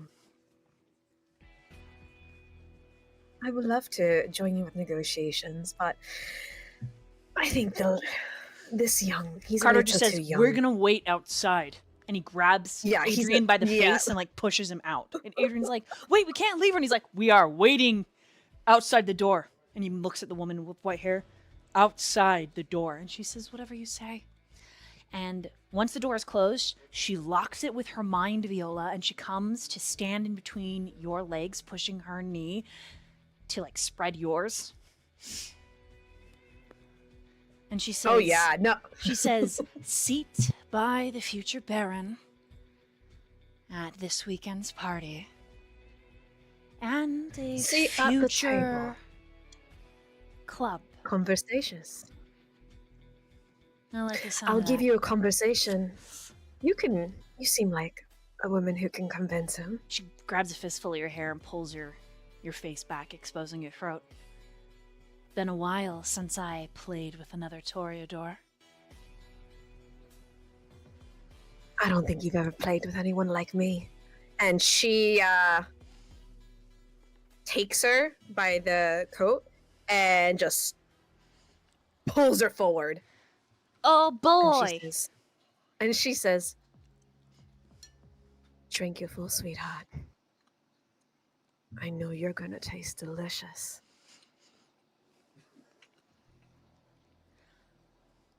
I was trying to follow cows. Snow in there. She is not quiet. You can imagine Carter listening outside the door as she moans and rides you. He's probably covering Adrian's ears while he's just like, oh my god, the vivid imagination. I wish the music from the party is louder. As the both of you feed and you come to this deal, and she won't turn you in to Elizabeth. You have free reign of this club and her other one, which she tells you about, which is in an even seedier part of town. Nice. And she will hold you to the favor that she gets a conversation with Xirus Fletcher, some money from your stipend when you have it, and your safety, of course. An alliance secured with your sex, blood, and rock and roll. Go ahead and, if you have any willpower missing, go ahead and regain willpower because you've won this social combat. Yay! I'm all good on willpower now. Okay, and I think right there is where we're gonna meanwhile with Viola. And you can remove 2 hunger as well, since you Yay! feed. I'm assuming you feed from her as well. Yeah. Mm-hmm.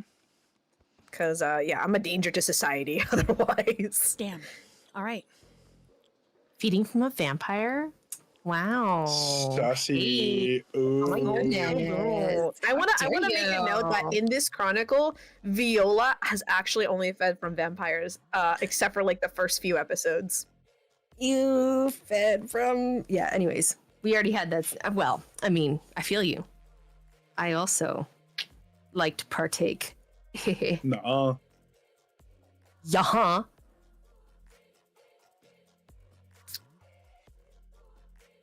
You got me there. I had no retort. I was waiting for her, like, okay. I had none. On I'm this too. social parade. I was like, all right. I'm just happily like a little child eating my peanut butter sandwich. Okay. I want a peanut butter. Oh, I want a peanut butter sandwich. I almost. Does it have dropped jam on when I it? was sad. No, I didn't have jam. I just had peanut butter. Ooh, Just I want peanut butter? steak. Oh Yeah. my god, that sounds so good. Val, There's ooh, I only want a peanut steak. butter on the bread? Nice. That No sounds steak. terrible. No, I want chicken wings, Val. Hmm. I don't like Maybe really next time spicy I'll chicken get wings. jam and peanut butter. I just Curry and fried chicken. there's too much sweet. Gangnam sometimes. chicken. Mm. Yummy. No, it's my Tteokbokki. sandwich. Thanks, Aaron. Rose tteokbokki. Oh, God. Sorry, we So changed it good. real Wait, hard. what was the name? What was her name again? Viola would definitely. You would get her name? Okay. Her name is Rosalie? Rosalie? Rosalind. Rosalind! That's her name. R-O-S-A-L-I-E? Rosalind. Rosalind? Thank you. Yes. Roslyn. Mhm. Damn. I'm just glad I'm dyslexic. I can decipher words that don't make sense. Thank you. Mm-hmm.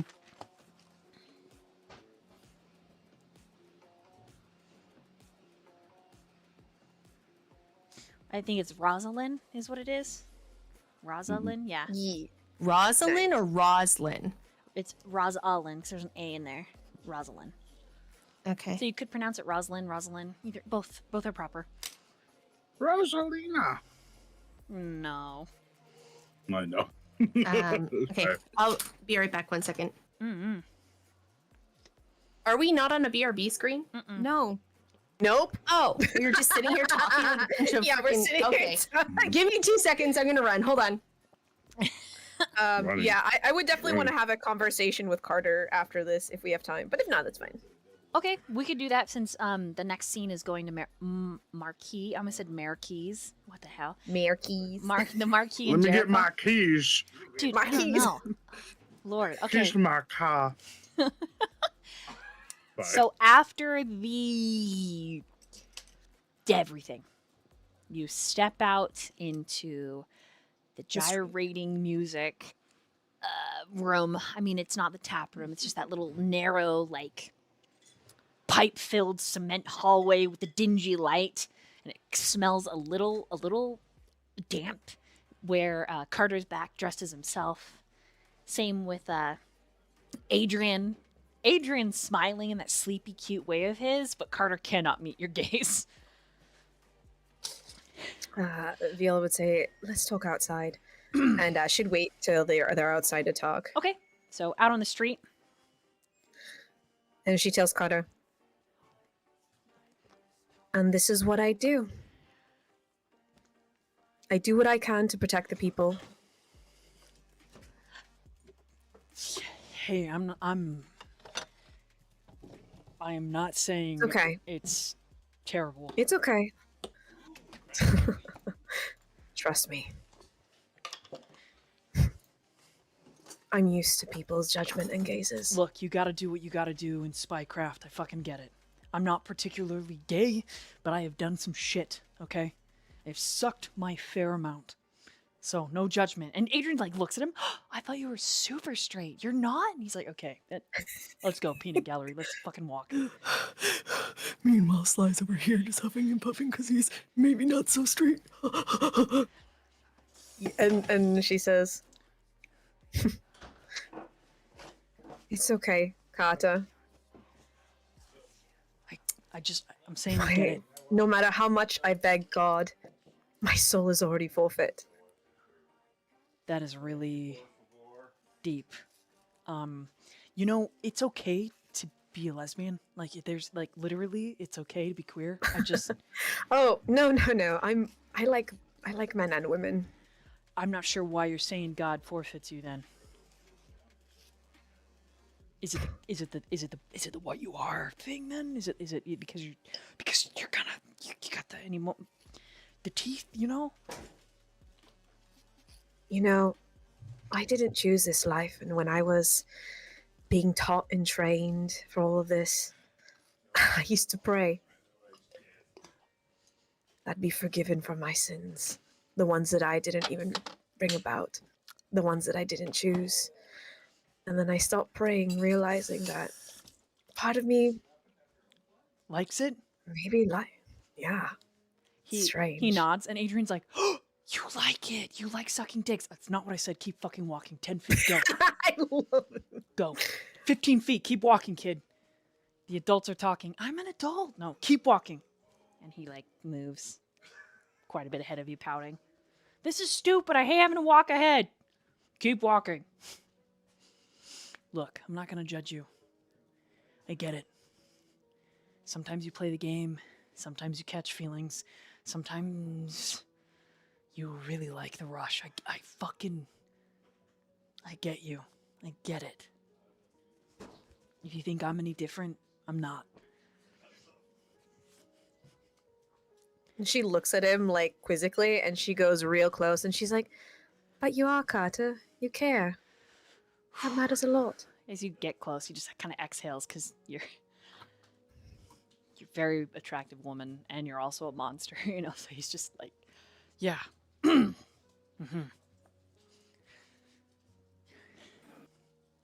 I did. And what- you just like, I did what I did for my family, just like you. Okay. But look, my mom has this saying. Okay. just because you don't see God or your greater power doesn't mean it's not listening, doesn't mean that it's abandoned you.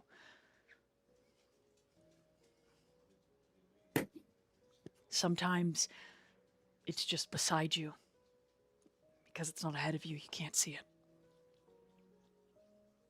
And she kind of backs down and kind of looks away from him, trying to hide. She's kind of at the point of tears again, just because she's always wanted to be heard. And she keeps walking.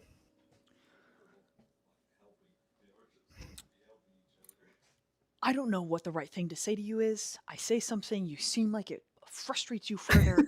I'm just trying to help and tell you you're not fucking alone. It's not your fault. It's normal. Okay, like it. Look, there was a time in Venice that I played a character and I got a little too hard, and somewhere out there, there's a kid with my face. Okay.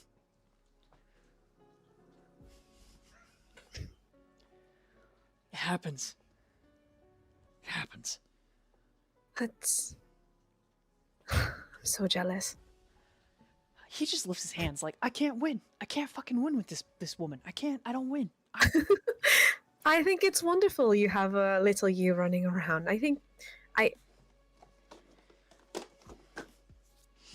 never got a chance to have a family or to even decide that I wanted kids. I wanted kids, but you know. I thought you said that Xirus was your family. I thought you did this for your... What? I think you've heard Marquis. I mean, what's his face? Viola doesn't know the name. What's his face? Bossman person say that I'm Judas. Well, that Elizabeth that you used to work for, I used to work for her too. And she promised me...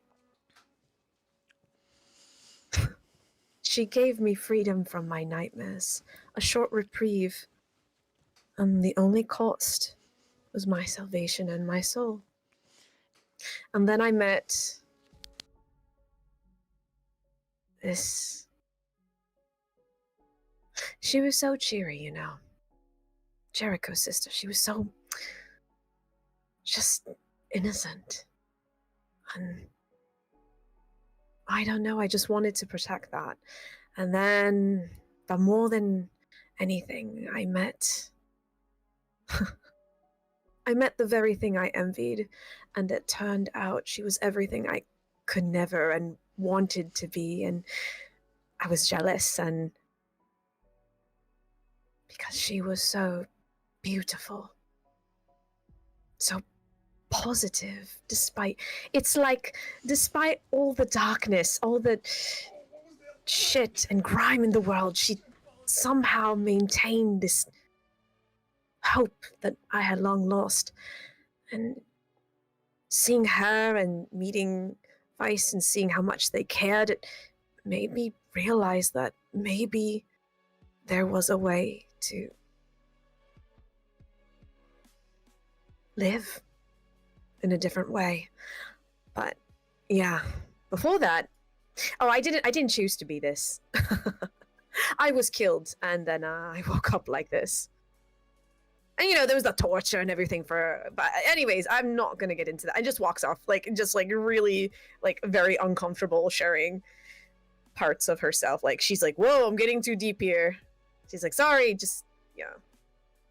I don't know why I'm talking to you like this. I'm usually not this nervous. I'm very suave, you know?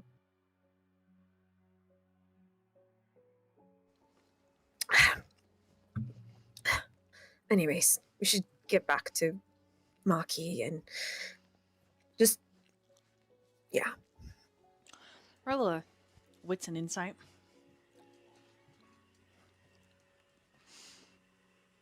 Okay. All right. Oh, I can roll with my full dice. Yay! All right.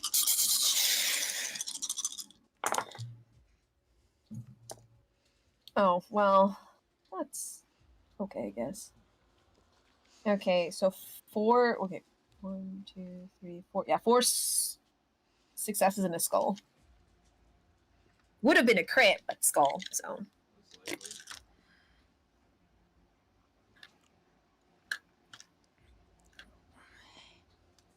He like yeah, that's just 4. rubs his face for a second. Yeah, you can't go down this with your skis sideways. It's okay to talk about it. And I know me saying that is so fucking hypocritical because I don't like to say shit about. And the way his eyes flicker, torture. He knows what that's like. Do you still have dreams about it? Does it still haunt you? I see it now.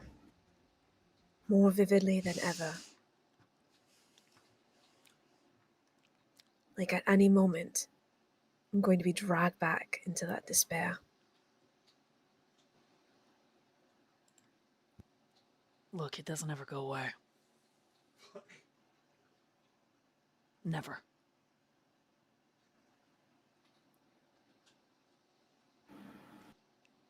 It's gonna affect you forever.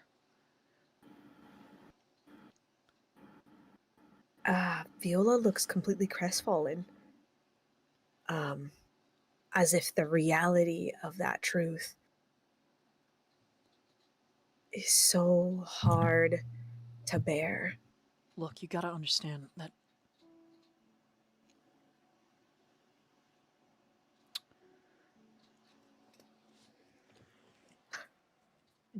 the time puts distance between you and it. Okay? You have to remember why you went through it in the first place. Right? For me, hey, you can't start crying because you're gonna start leaking and people think I beat you because your eyes, it's bloody. It's creepy, but please don't cry. She just grabs his arm and she's like, "There we go. Then you can give me, people look less weird if I'm like this." And she just squeezes his arm. LinkedIn. Links it back. Look. However you want to put it in your world, this shit that happened to you, you're gonna have to find a way that works for you or you're gonna drown under it. For me, I think my mom, my little sibling, fucking my dumbass little brother, and his little polycule that he lied about, and his dumbass choices. Look, dude, I was there when the kid lost his first fucking tooth, man. And like, it was.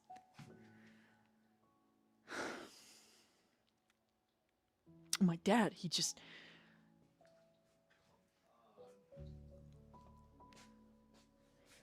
My dad is my best friend. Before he... I just think of his words.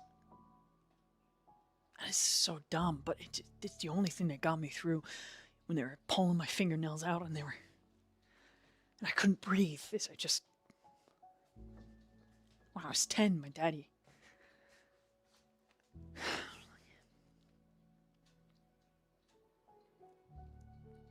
We were out hiking. And we fly fishing, and I caught this big ass trout. I don't know. And it slapped me in the face, and I started crying. And he helped me reel it in, and he hugged me, and he said, "Carter, it's okay to cry, but you gotta keep going, son." And I just never forgot that. So whatever you gotta do, Viola, you gotta keep going. And it's okay to cry. And then Adrian, Hey! You guys are like 5 million feet away from me! Keep walking, kid. He pats your arm where you're holding his bicep. You feel the muscle move underneath his jacket. It'll be okay. One way or another. You just keep going, and every step you get further away from the shit that you went through, and it's easier. That's it. There's no magic go away, there's no wrapping it up tight, there's just... The pain makes you strong, Viola. It makes you different. It makes you capable of making choices to keep people like Adrian safe. I don't want to use the gun in my pocket, but if I fucking have to, I will, and I'll still go to bed tomorrow night, and I'll still get up, and I'll still keep going. 'Cause you can cry, but you just gotta keep going.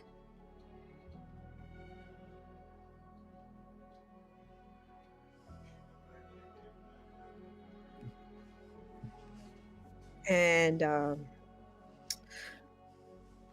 that she says, she looks at him, she says, I'll protect you. Like, I'll do the best I can with what I know. So you get to live the life. So you get to live. Don't try to protect me. I signed my contract a long time ago. Protect people like him. And he nods at Adrian, who's just like waving at you with both hands over his head. He's probably like 70 feet away, like, hello. Protect people like McCoy. People that are soft. It's not McCoy's fault. He didn't know. I never said it was. I'm not. I know. I just I'm mean... saying it for myself. He gets quiet when you say that. I see. And he kind of tugs you forward. Are you ready to head back? She nods. And she runs and takes, like, grabs how tall is Adrian? Because Viola's like 5'7". Yeah, Adrian's like 5'11". He's a pretty tall, Okay. thin guy, yeah.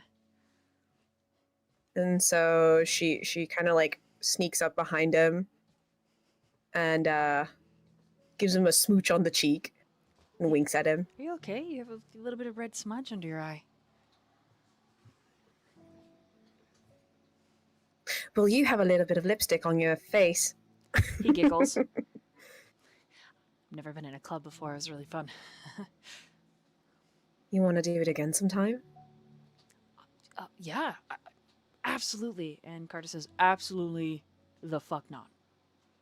Oh, come on! You were young once. Let him live a little.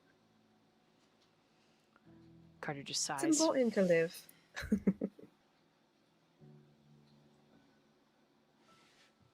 After all, you're only human once. Adrian just like, yeah, see? Only human once, man. And she takes Carter's hand and she's like, let's go. It's fun. I promise. And she takes Adrian's head as well. Okay. And then she brings him in and she links arms with them. Okay. Carter is, he's playing at being annoyed, but Adrian is all about that life. He's like, I think you're my new bestie. And a woman I'm in love with. So, of course, naturally. Oh, wait until we get you started, make you an Instagram. I have so many fashion friends and they're going to love designing some outfits for you. I cannot wait. And so the three of you make to return to the compound? Yeah, we return to where Marquis is. Okay. Or Luke, or The- Gideon. The boss man. I understand. The boss man. For chat, suspend your disbelief. Viola uses one of the many names for the Marquis, but we know we're talking about the Marquis. Yep. And so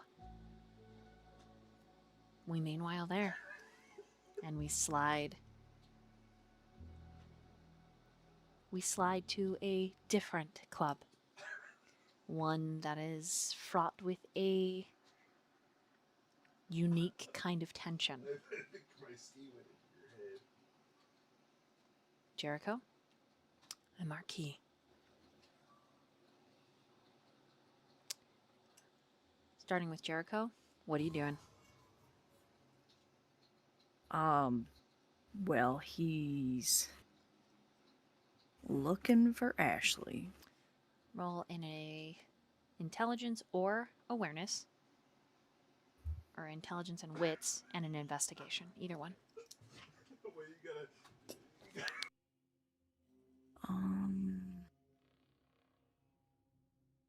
Let's see.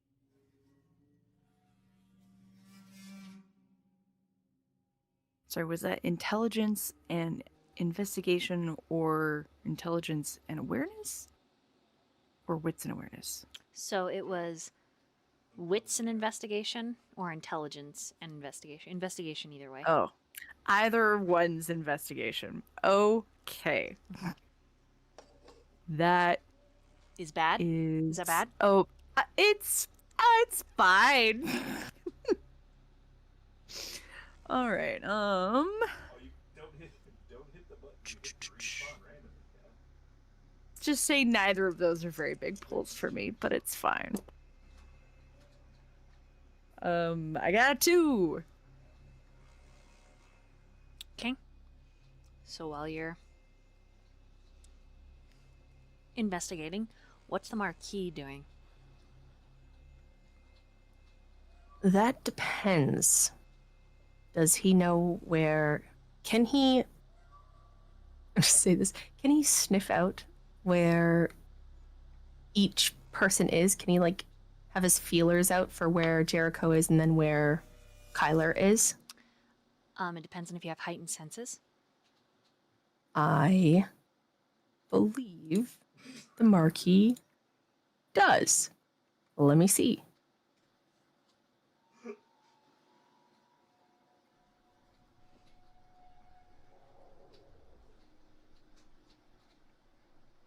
I actually have no idea if he does. This is a very good question. No,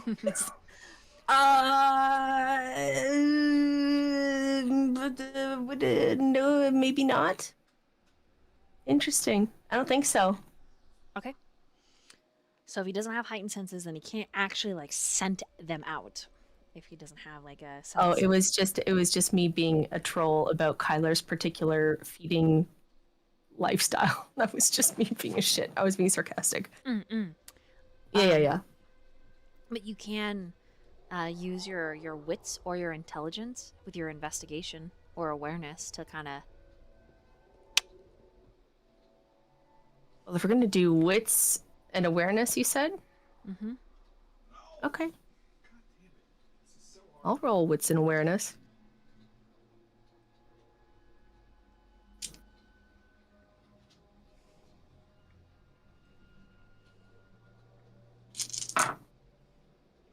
It's messy critical. And yeah, no, this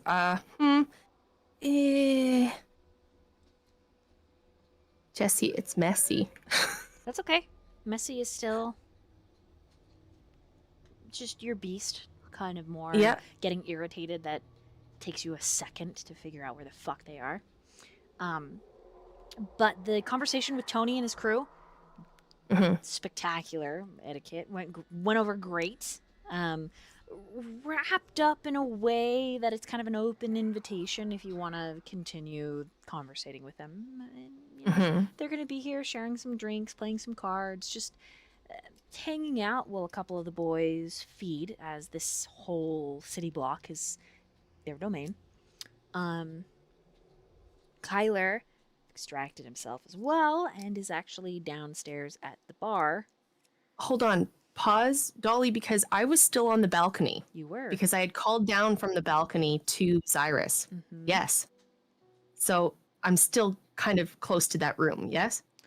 Yeah, they're balcony seating. I'm just saying that you're not trapped in conversation with them. I'm Okay. extraditing that conversation so that you have the Okay. opportunity to do what you want and you're not stuck Tony kissing your ass, you kissing Tony's Got ass. it. Yeah. And Is so Kyler still in that room? no, he's downstairs at the bar.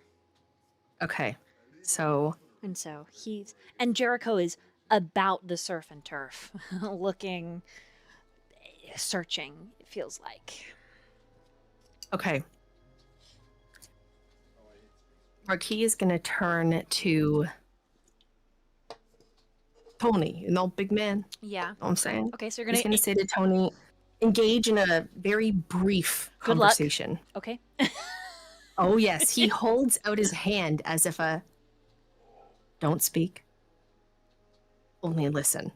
Oh Like he boy. literally has his hand out. And he slowly takes his time and lights a cigarette, takes a long, long drag. Still got one hand now, still holding it out. Releases said inhale, whatever he was doing. And then he says, before I take my leave, I have a simple, and he holds up one finger, simple question and a kind suggestion. And he brings his hand back to pull down his glasses on his nose. And he looks directly at Tony.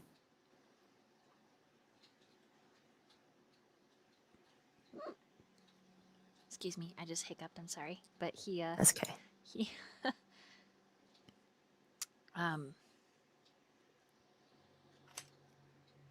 he does give you a warning look because you are in his domain.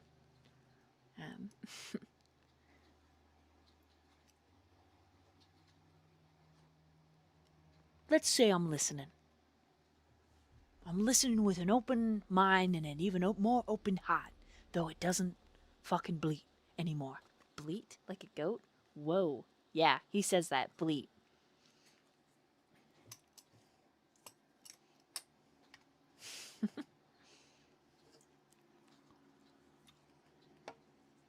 You see the little thing you have going on with my dearest friend over there. I'm sorry. Which one is your friend over there? Because we're just on the balcony and none of your friends are up here. You know exactly who I'm talking about. I mean, but could you clarify for me, please? Man, kindred to kindred, man to man. Man to man. As you wish. Yes, our dear, wonderful friend, our genius orange cat brain cell friend, Kyler.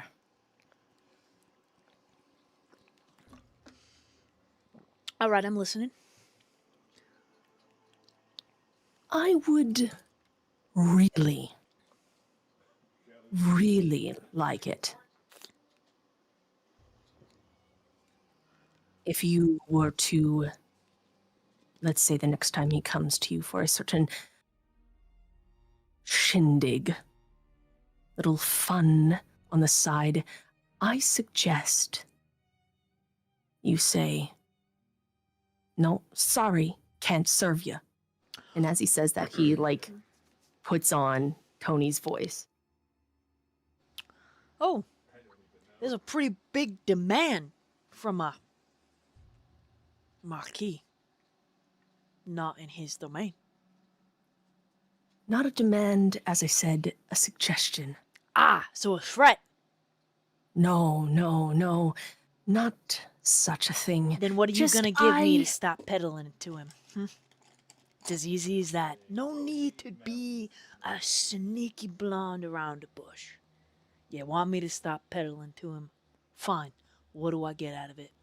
Gotta mitigate my losses, though. Eh? And how much does our friend owe you?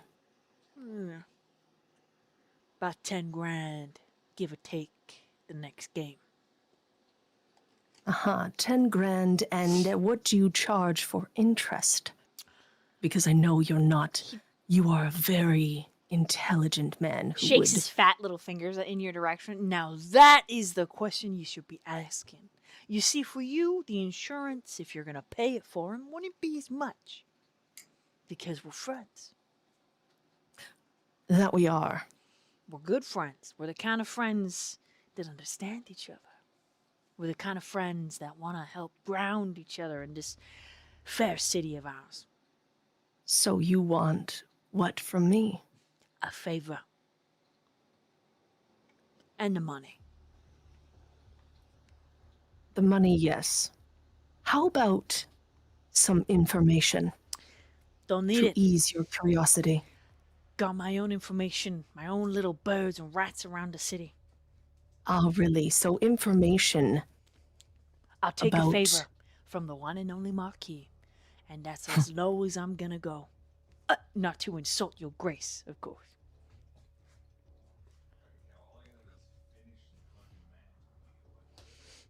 And he rolled a 7 on his charisma and etiquette. Okay.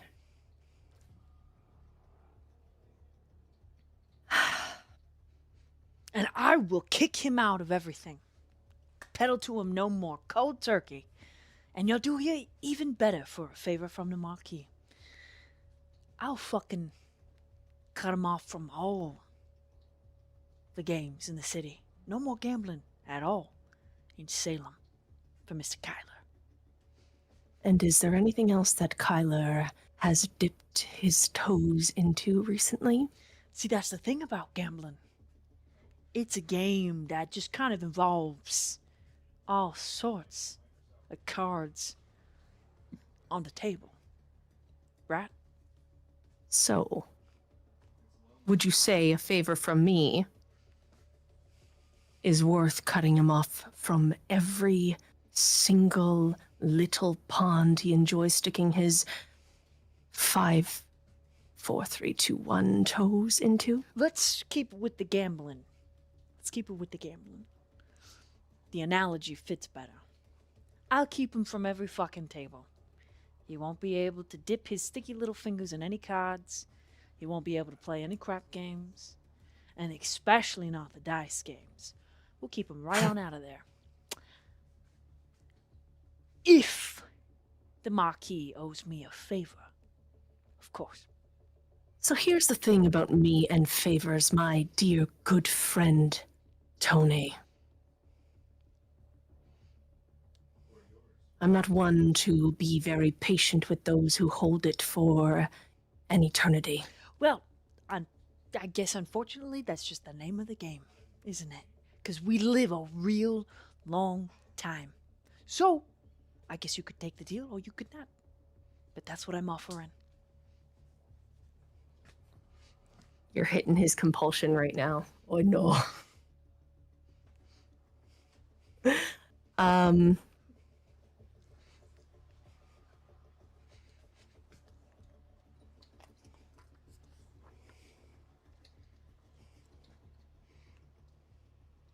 So one small favor for his safety. One favor. Well, And the money. no. And how much are we charging for the interest? Clarify now. Clarify. Details are always important, especially to the one and only Marquis.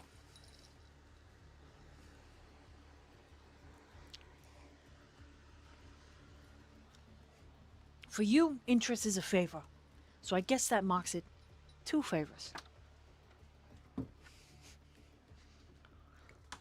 I thought you said we were friends. Unless you, of course, want to cover the entire bill In which case, it's gonna be about $75,000 USD, please. $75,000 USD. Shouldn't No be more pies. shouldn't be a problem for you, yeah? No more blueberry favors. Nobody spoon in the dessert.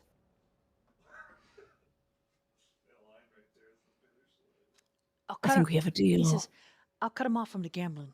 Like I said, no more card games, no more dice games. Favor from you and the money. And as I said, we can use gambling simply as a way to describe each of the pies. He kind of teeter-totters. I'm not babysitting him. If he gets Oh, it I from never some said other you had to source, babysit him. He shrugs. You got a deal. He puts out his arm. The arm with the tarot card. The arm with the tower. Tony grins. You can see the plated fangs. They get the gold plate, you know, and the little diamonds in them. He shakes your hand. He's got the big, meaty fingers. And on the knuckles, he has old runes tattooed.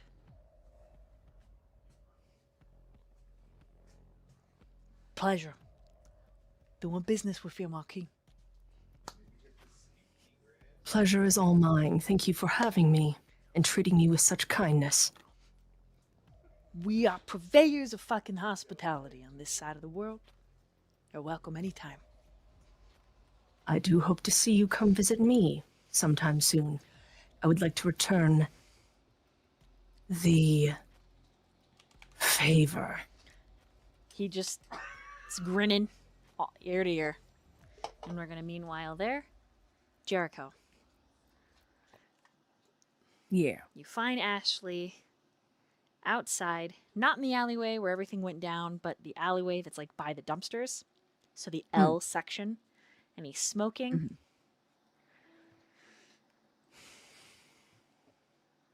The minute you step out, alone? he looks at you. He looks away. He's by himself. I assume you got in fine.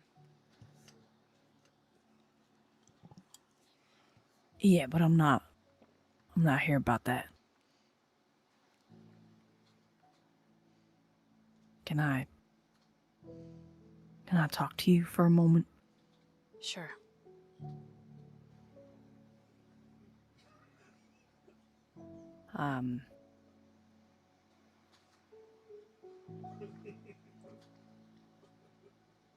Gosh, I don't even know where to begin. This is not the location in which I really even wanted to have this conversation. But I think it needs to happen sooner than later. Look, I'm gonna start with, I care about you deeply. And when you care about someone, you tell them the truth.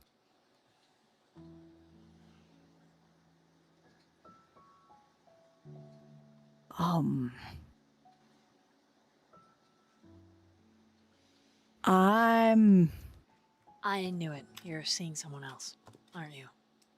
I mean, like, No, turns to you. that would actually be so much easier. He looks a little offended. No, I mean, delivering that news would probably be easier than what I'm trying to say. I'm not entirely human.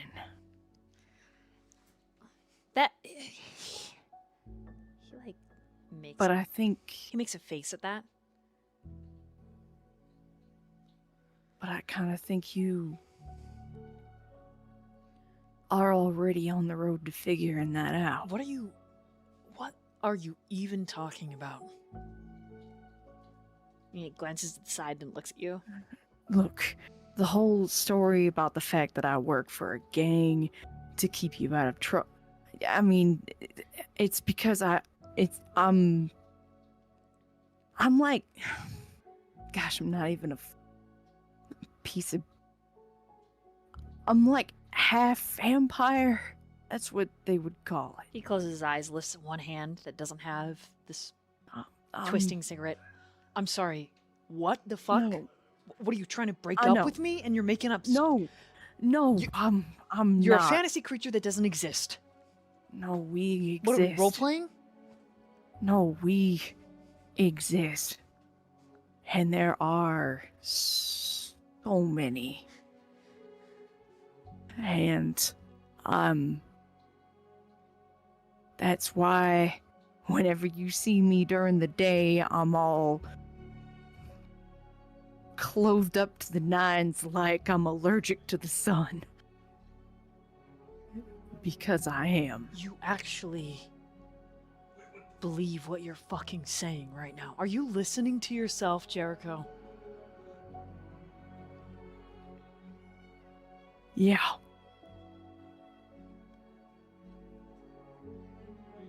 I wish there was a way I could show you or prove it to you, but I'm like I can't even show you because I'm not as powerful as a Rick. This sounds so stupid, but I'm saying it because I care, and you deserve to know all of this because you might. If you're gonna walk away from me, I want you to know the truth. But I don't want you to leave. I'm trying to make things safe so that I can just be with you. But I got a lot of shit I gotta do first before I will be as available as I would like to be. There's a whole mess of, they call themselves kindred. That's what the vampires call themselves. And it's a whole society, Ash. And they control so much. And they're just trying to threaten everyone that lives here, and I'm just trying to make it safe. For people like you. But even if it were only you, I'd still be doing it because I want to protect you. And you might think that I'm lying through my teeth or that I'm crazy. But that's what it is.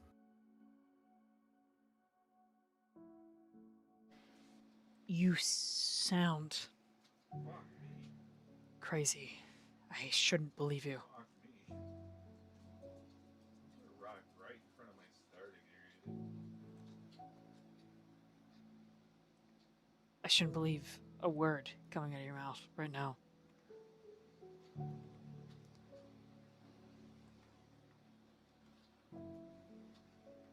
Vampires? Yeah. Really? Yeah. And he blinks, and his eyes are misted over. And he puts the cigarette out and then puts the butt in his back pocket. And his mouth keeps opening, his head is shaking, and he just. Jericho's gonna take a step into his space. He does recoil a little.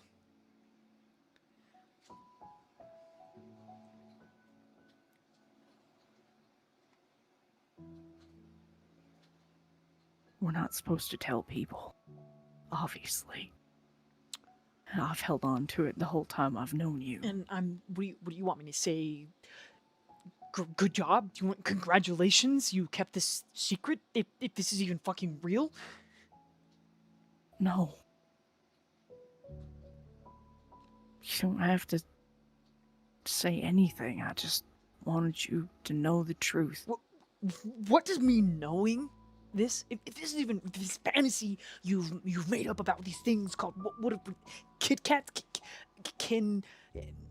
Kinder eggs, if this is even real, Jericho, like, what do you want from me? What does me knowing do for you? You get off on this? This fucking fantasy? No.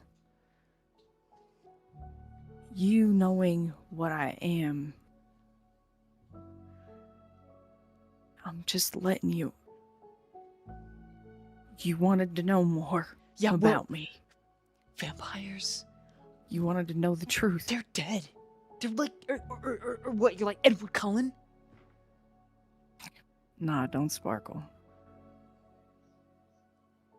Because you're not some fucking Nosferatu motherfucker. I've seen you. I've had sex with you, Jericho. You are alive. You're flesh and blood. You're a person. What the? This doesn't fucking make any sense. This doesn't make any sense. Like I said, I'm what we call thin blood. He's just shaking his head, and he steps away, and he's hugging himself. Why? Part of the reason. Are you even telling me this? Because I think you might be in danger. What? Look. I don't have a way to confirm it. But I do know that that you might be something other than just a regular mortal. And I think someone might be after you for that. And I know how crazy it all sounds. I just want to protect you because I don't know what I would do if I lost you. At least like that. If you chose to just walk away from me and leave me, then that's how it is. But I don't want that. I'm not trying to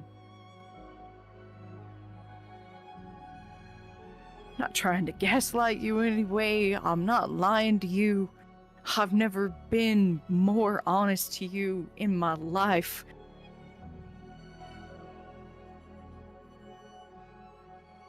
I work a night job because that's when I'm most able.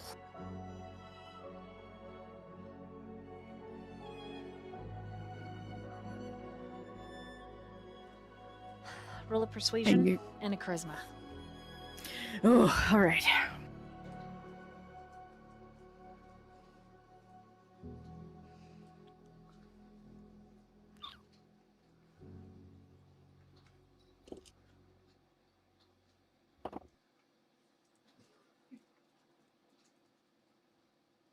That's a 4.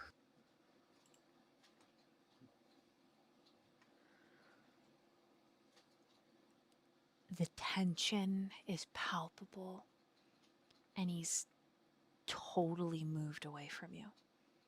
And he's hugging himself, and you can tell that he's very defensive. You can also tell that he doesn't want to believe you.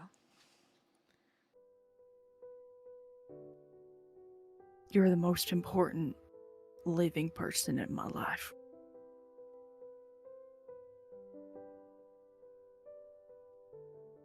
I'm sorry.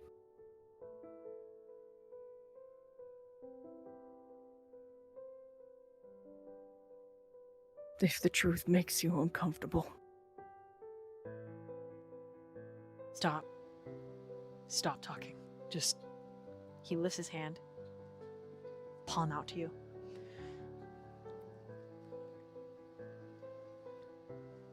You said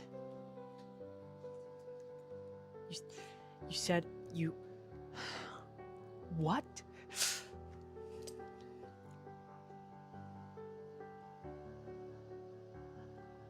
Which I'm a person, Jericho. I'm just a guy. I'm just a guy. I'm not something else. I can't be. That's crazy. You can't be something else. That's crazy. That doesn't fucking make sense. Where do the markings on your back come from? Do you know?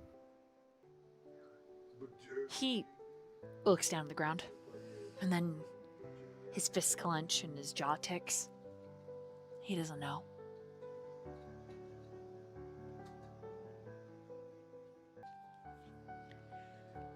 If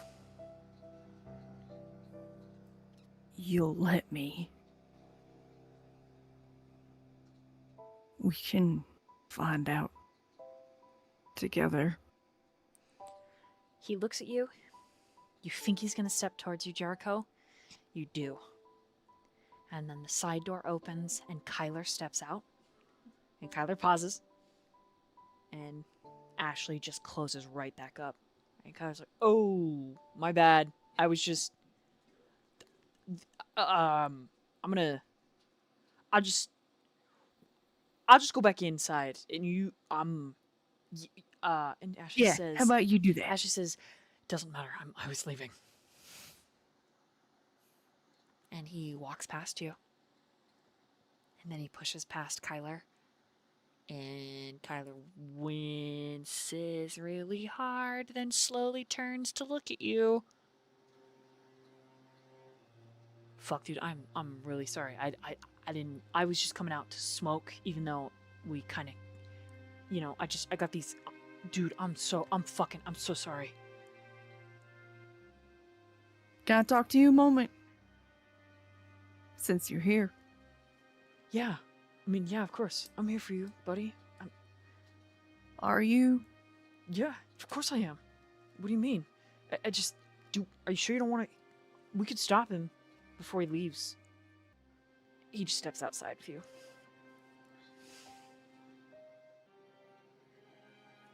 Why have you been lying to me, Kyler? What? What do you... I didn't lie to you. What do you mean? You're lying right now. I'm not... No. Why would I lie to you? I'm not... Jericho, Dude, you're one of my only friends, man. Come on. That's why I'm asking you. Because I would bend over backwards to help you. But you're hiding something very important from me.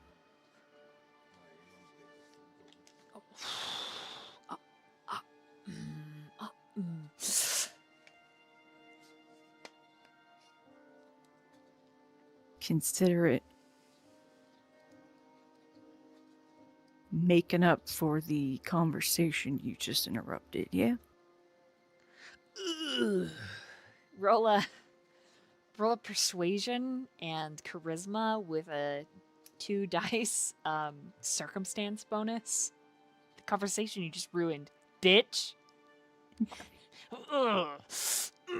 That is a critical and 2 for 6.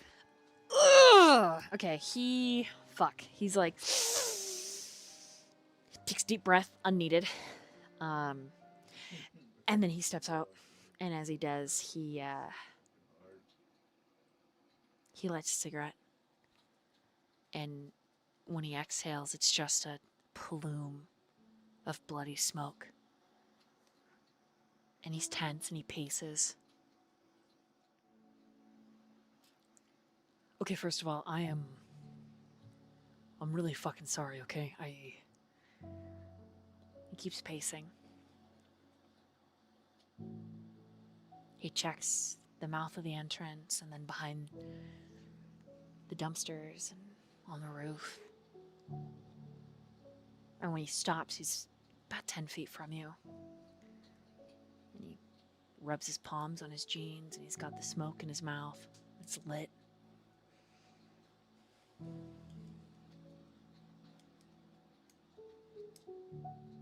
He puts it out and he tucks it behind his ear. Paces a little bit more, Jericho. You can see it. There's like a thin line of like bloody sweat that he wipes away. Scratches the back of his neck a couple times.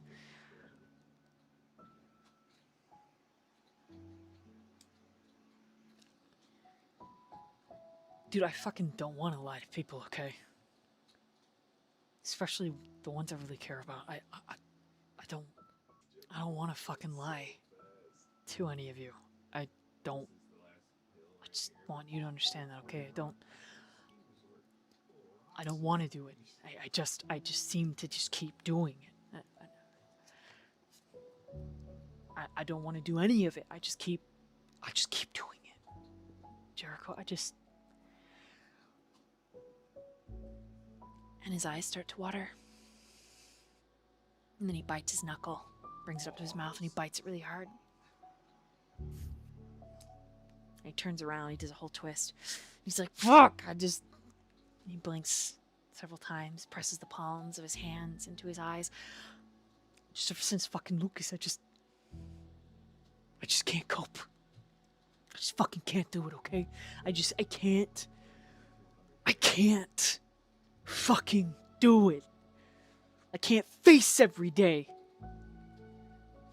I mean, Mads is gone, and her body's left behind, and fucking Blythe is gone, and she was my crazy little friend, you know, and Lucas, dude, I just can't fucking do it anymore. I just can't do it anymore, Jericho. So I need help. And so I fucking get help and I lie, okay? Okay?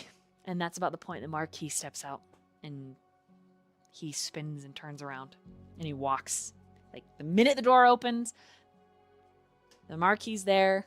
Kyler steps off around the dumpsters as another important conversation is interrupted, but in a different sense. Marquis will reach out to grab onto Kyler's collar. When you try, he turns and he is going to fight you. So I need you to roll either to dodge, because he's physically going to attack you, or to fight back. Choice is yours.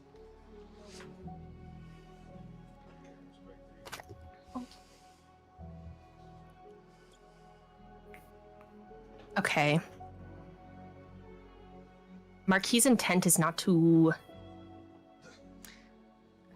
how do you describe it? Like, he's not doing it in a malicious kind of way. He's not doing it to pull Kyler in to give him a scolding. Grabbing his collar as a grown kindred is still a slight. He is on the verge of a frenzy. He does not know you. It does not matter to him. You are not his friend. He is going to fight you.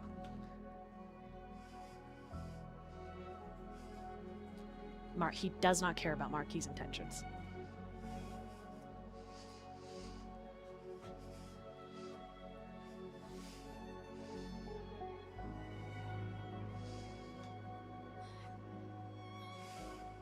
He will...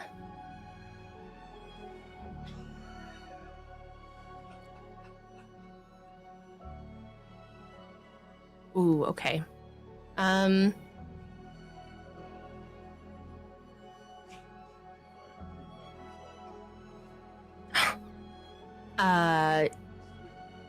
I'm kind of looking at one of the flaws right now. Do you know which one I'm talking about?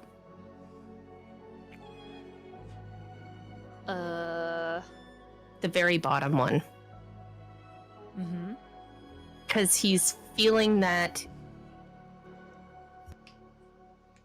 he is curious about how much fight he has left. Mm. Does that make sense? So he'll put both of his hands up and just accept it. Okay. So Kyler's going to rouse the blood for this. And he's gonna use some of the gifts that his sire gave him. So if you're just gonna take this, then it is. Let me rouse the blood. Okay, he does not get hungrier. right, so you grab his collar. He turns around, and as he does, he slashes his palm, and then he shoots bullets of blood. 3 of them.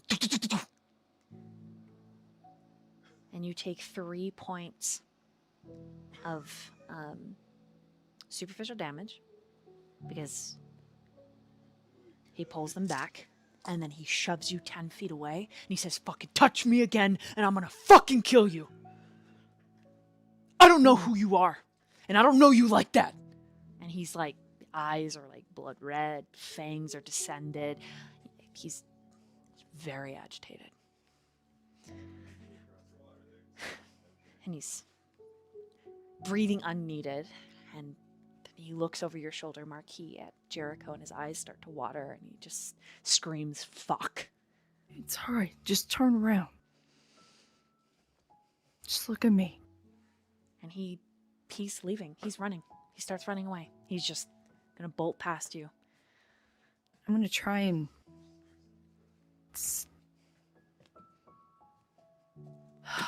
He's gonna step in front of him and try and intercept. Okay. And just give him a hug. He'll rouse the blood again and celerity to dodge you. It's fair. So to catch him, you will be doing a dexterity and brawl.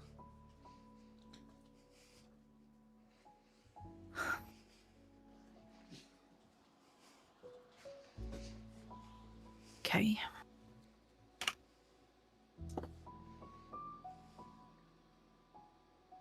Nah, it's only a 3. Okay.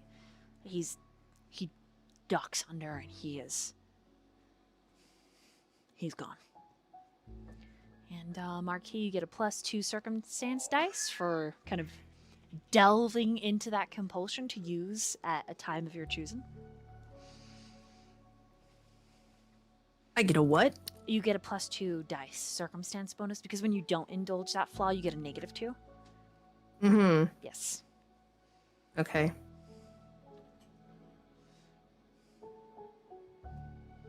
My suggestion, dear Jericho,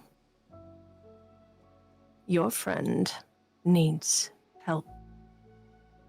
Yeah, And not the kind that can be solved simply with words or a hug.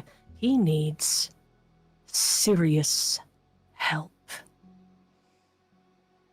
I understand that, and I was trying to get that from him so that I could help him because I'm probably the one in the coterie who can.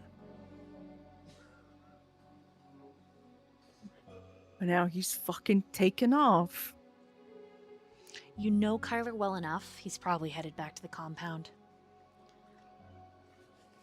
It doesn't stop him from being annoyed, like having the second, like, first conversation interrupted, then second conversation interrupted. Now he's just upset. Yeah.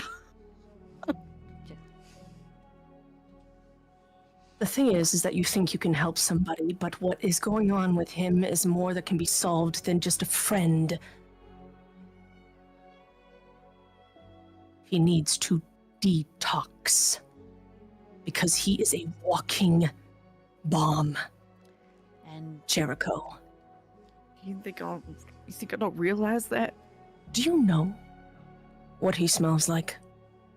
Do you know what he has been indulging in? No, I don't know that much, but I have watched my friend fizzle out over the last 1.5 years. I can imagine pain does that to everyone. I understand. But that's not the point. I have paid his debts. I have offered a favor. I have done my part. But what your part is, you need to tell his creator. Your future Baron. Because if you do not tell him and get him the help he needs, he will no longer have a life to live. Kindred or otherwise, he will be ash. He is destroying himself inside and out. And if you knew what he was eating, with or without permission,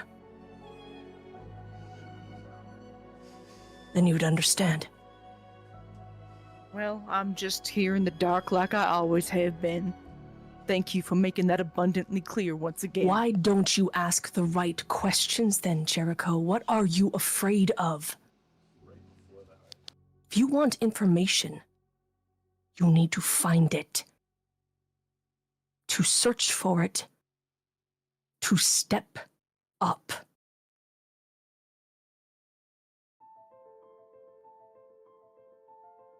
Because I'm afraid of crossing a boundary that I don't want to cross.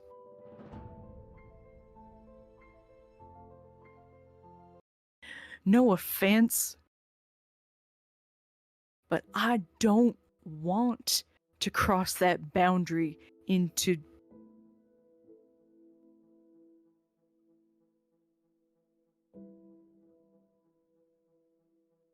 just not trusting people and manipulating them and seeking out secrets without them. I just want my friends to trust me enough to tell me their problems. The thing is, not everyone is willing to share. Not everyone has the bravery to speak the words that haunt them. And I try to give them that.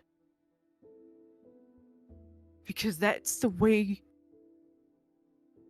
she would have done it.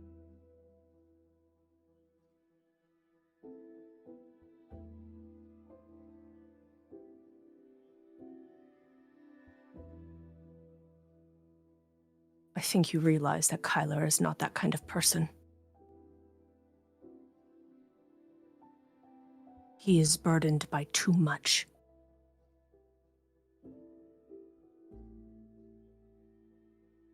As are you.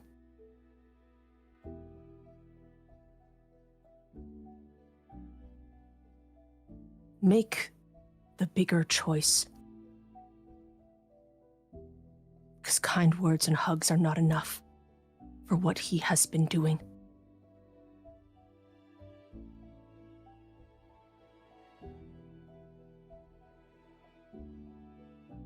And I know that hurts to hear. And I know you think I am stepping on anyone's, maybe even your toes. And that's fine. I'll bear that burden. Because sometimes you need to speak words that hurt even those that are the softest of souls. I'm pretty used to the feeling it's fine. It's not a race I can win. Everyone's a mile ahead of me. One other thing. And Marquis crosses his arms. You sit here talking about how weak you are, how less you are, simply because you are a thin blood. You really need to cut that out. Because like it or not, there's a line and you're already past it. You're not standing somewhere in the middle. Sure, you can walk out in the sun, good for you. But you're not less than simply because you aren't the same as everyone else. Doesn't make you anything worse. No, but it does make me a burden. It makes you lucky.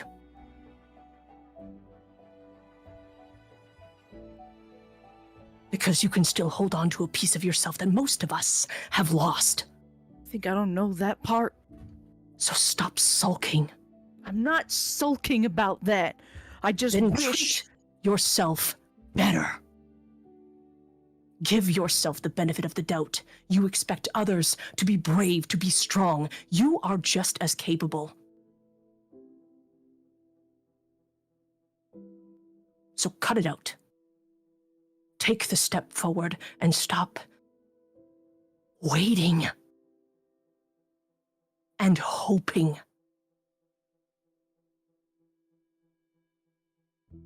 If you expect Kyler to make the step forward to get better, then you better be willing to do the same, Jericho. I was trying to take that step forward when you came out and interrupted us. Oh, and you think that that's my fault that I just walked out. No, As if I I'm were to know just you were here. informing you that is what I'm doing. My apologies for interrupting your conversation. I simply came down to give Kyler the good news.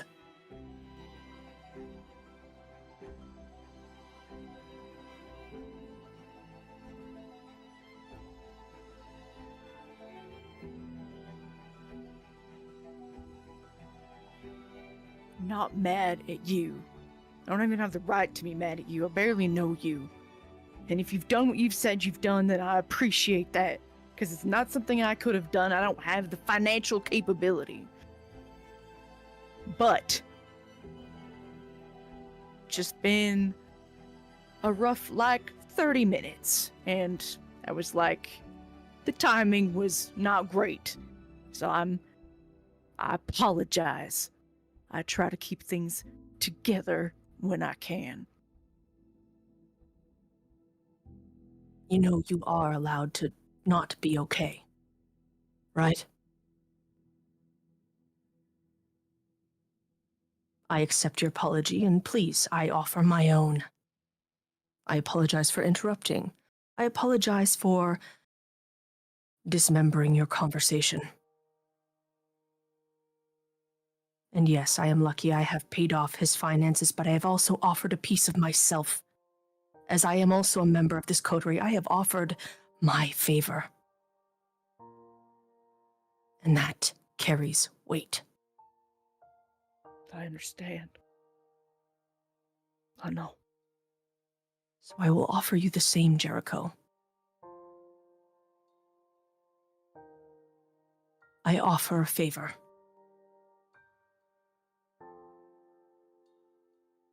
In exchange for you stepping out of your fear.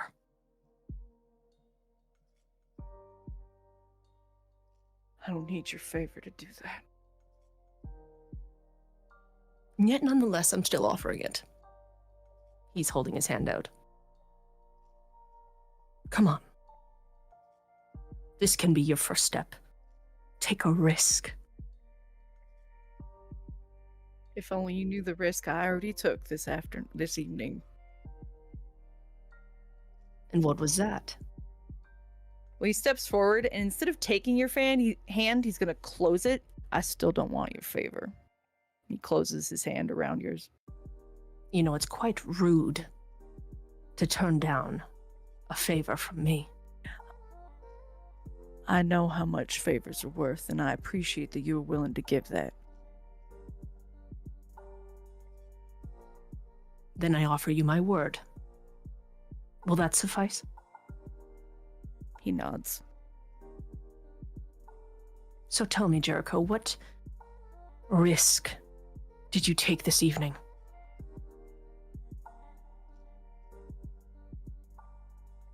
Oh, I just told the man I love that I'm a vampire. Marquis smiles like it is this wide grin. And then he just starts laughing. I'm sorry. You did what? I think you heard me. No, please. Say it again. Just say it again. I don't want to say it again for your pleasure. For my pleasure. You dear heard sweet me. Jericho, you told the man you loved. Oh, honey, I'm a vampire. Congratulations. You did what I do all the time. How did it feel? Did it feel good? Did it feel nice to tell the truth? I don't know whether or not he's gonna accept it. So no, it doesn't feel good yet. I'm full of anxiety and I don't like it. And do you want to know what that means, Jericho? And he gets close to you. It means there's a part of you that's still alive. That's still living. If you know anything about me, or maybe you don't, I have a human wife. And a shifter for a husband. I break the Masquerade and the laws that have been put in place by the fucking Kindred Society every day. And my gods, is it a relief? The man you told, whether or not he accepts it, Jericho?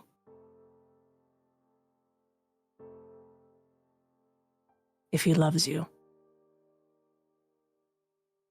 and it may take some time, he will come back. Just like you, he has to take that step forward, out of the shadows of his fear. So take a breath, because you learned to live today.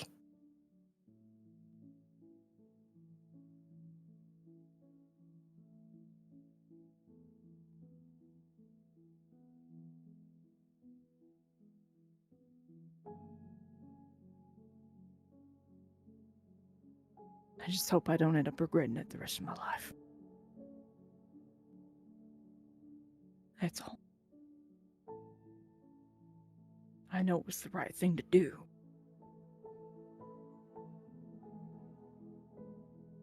But just thinking about him leaving is...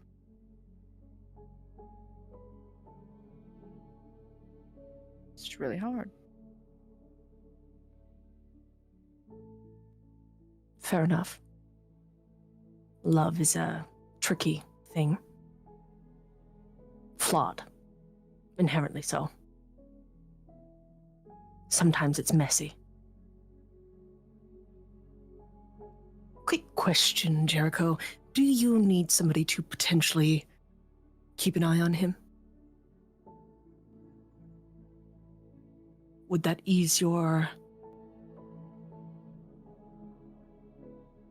tension?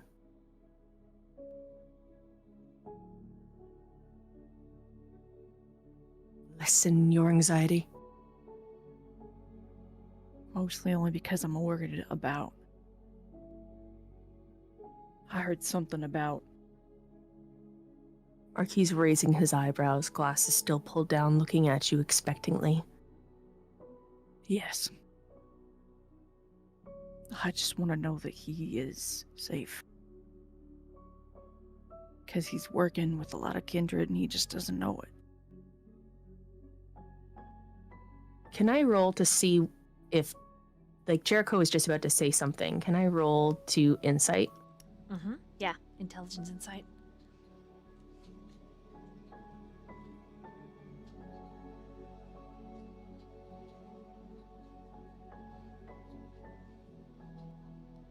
Do we get that +2 circumstance bonus? Is that in this situation? Yep, if you want to roll it. Yeah, it's just for Sure.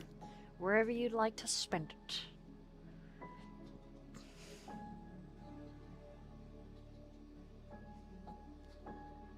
Well, that was a very good, great roll. So that is a critical for 4 + 2, so 6 total. All right, with a 6. What does he get? I mean, Jericho definitely has something else he was about to say, but it's... the way he holds it back, it's almost like he feels like he doesn't have the right to say it. Like, it's not his to say, but he's also unsure. Like, it's not that he's hiding it on maliciously. He's hiding it out of concern. Jericho. You know, I can't protect something that I don't know specific details about. Perhaps what kind of protection this individual may need. Look, I don't have confirmation yet. Then tell me your suspicions. I think he might be a fae. And the thin blood that Xirus was talking to earlier said something about the blood market having an eye on this place because of him. because there's a Fae here and using him to harvest that. And I don't want anything to happen to him. That's why I felt, I mean, other than the fact that I just wanted him to know because I care.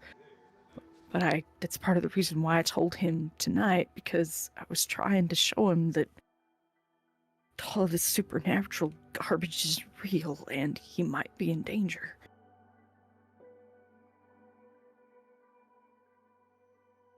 It's like Marquis making a checklist in his head, so he's like, yeah, supernatural. Supernatural need for bodyguard, because potential Fae and blood market. Interesting.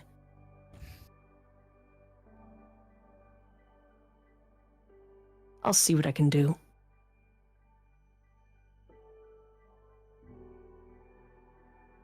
Did he believe you? Maybe. I think he did, but I don't think he wants to.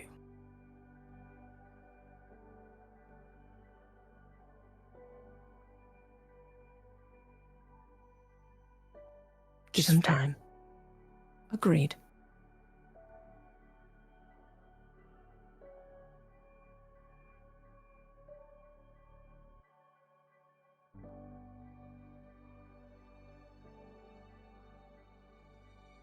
When we get back,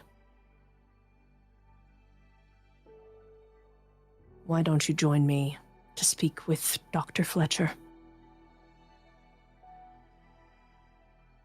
Yeah.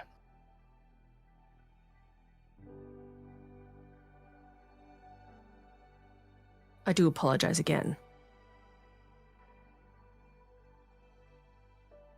for interrupting. Yeah. Apology accepted.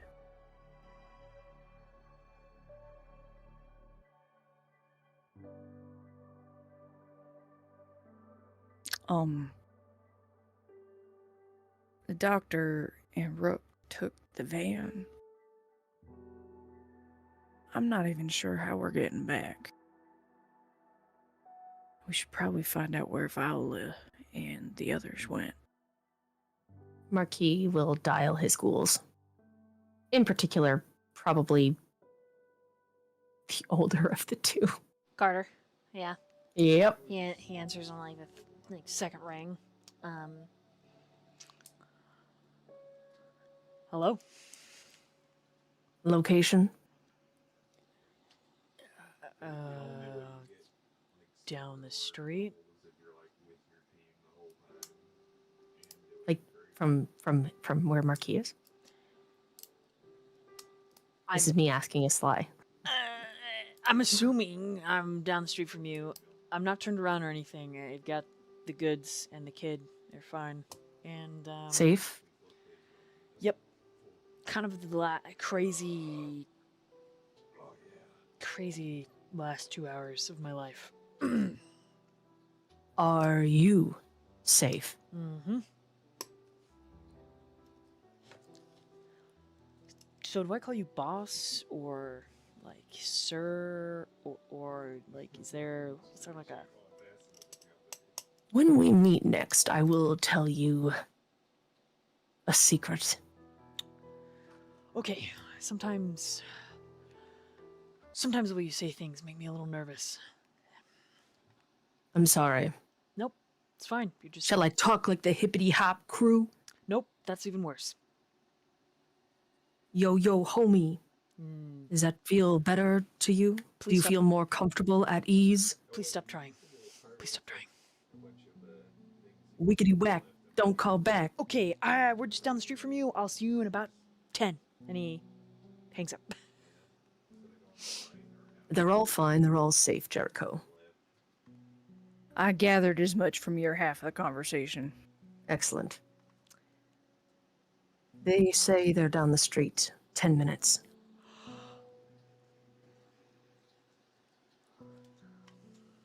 How about you and I just sit? Share a drink.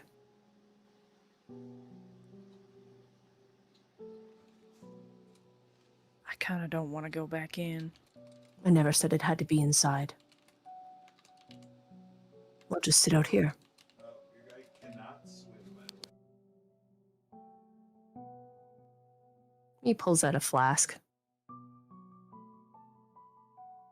Ah.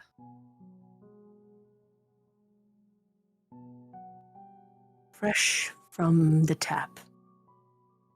I mean, is it really fresh from the tap if it's fresh from a flask? Just drink it. Do you know It how won't- old this is? Doesn't that mean it's bad? What do you think is inside of this? I don't know. Do you actually drink? Can you drink still? Most of my friends can't. Just take a sip. He'll take a sip. I'm not gonna let you roll against this. You have the zoomies. Kind of how Rook had the episode or two ago. I wasn't here for that. Yeah. Oh shoot! So you're like, Fucking drugs, man. Yeah. yeah. But they're like Great. happy. This is the happy flask. Yeah. So Oh, Fifi, let's go! so it's kind of like.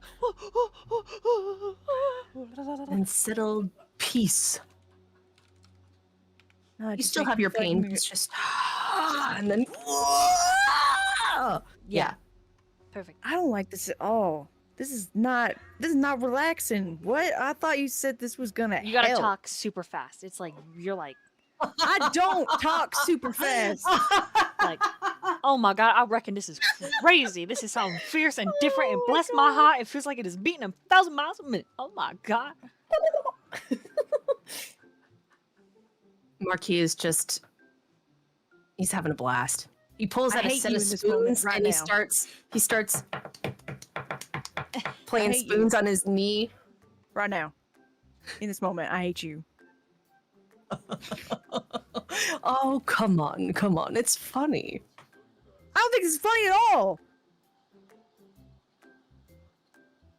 I don't like it. So this it's weird. I don't like it. all right.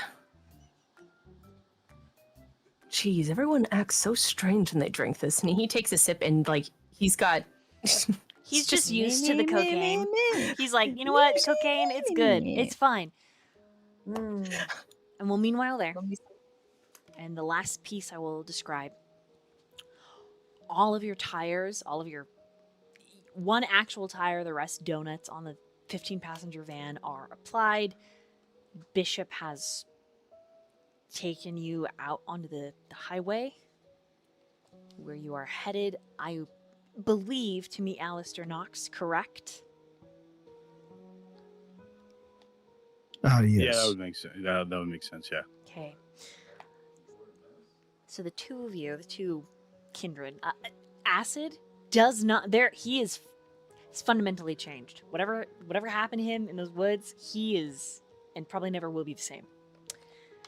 But he does have his normal form back, and as you pull up to Club Ravenous, 'cause that's the neutral location that Alistair doesn't own, you can meet on. It's an Elysium of sorts.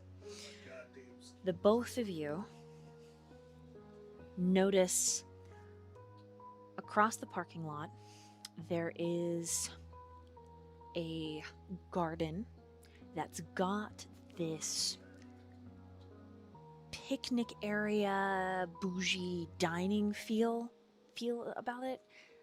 It's got really low lit lanterns on a string, like hung over this latticed work kind of gazebo-like furniture.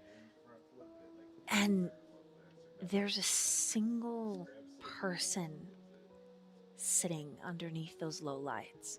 It looks like it could be rented out for weddings to be held out.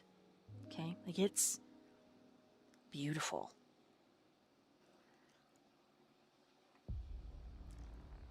And then when you get out of the car... Wait, before we get out, Yes. Xirus looks back to Acid and says, "Boy, He myopically I have blinks. one question. I have one question before we go.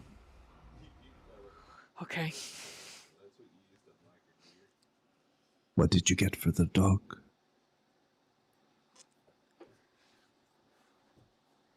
He shivers a little. I got blood.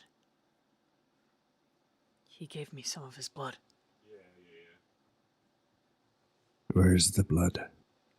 Gone. It's already gone.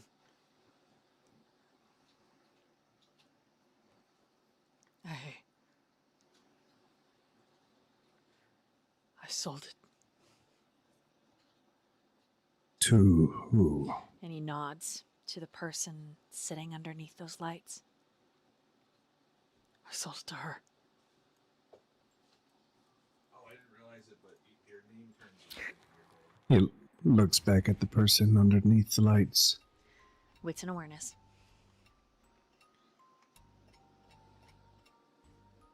Yeah, I'm looking too. Oh, Wits yeah. and awareness.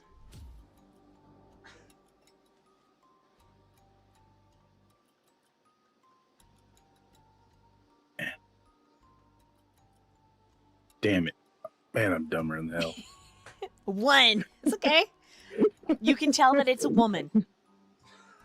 Alright, sick. Good enough. With a 2, 2. you can also tell that it's a woman. But What did he- better. Wait, He's so fair. I'm so confused. Oh. Wait, what just happened? Huh? Huh? What? Okay, Val, just re-roll because it sent Just it roll twice. again, dude. Wits and awareness. That was weird. I don't know why roll 20 kind of messed up your roll like that. So just Yeah. I don't either. I'm just gonna do the same dumb shit I Oh, fuck, thank God. all right, 5. Yes, that's better. Okay. Oh, thank God. It is Elizabeth sitting underneath those lights, and that's where we're gonna end tonight. Oh, fuck. Man, I knew that, and I wasn't even in the car. Yeah, Gosh. right? Yeah, no, I knew it too. Yeah, no, it's God just We all knew it. with them. As soon as God he's like, damn I it. sold it, I was like, I was muted. I finished the sentence with to Right? Elizabeth. I screamed and I forgot that Fofa's sleeping. I was like, oh! I knew it was to her because she's doing her little menagerie of blood collection right now. Yeah. I mean, the BITC. moment he looks back at the figure underneath the lights, he would have said, "Fuck." That's it. Yeah. Yeah.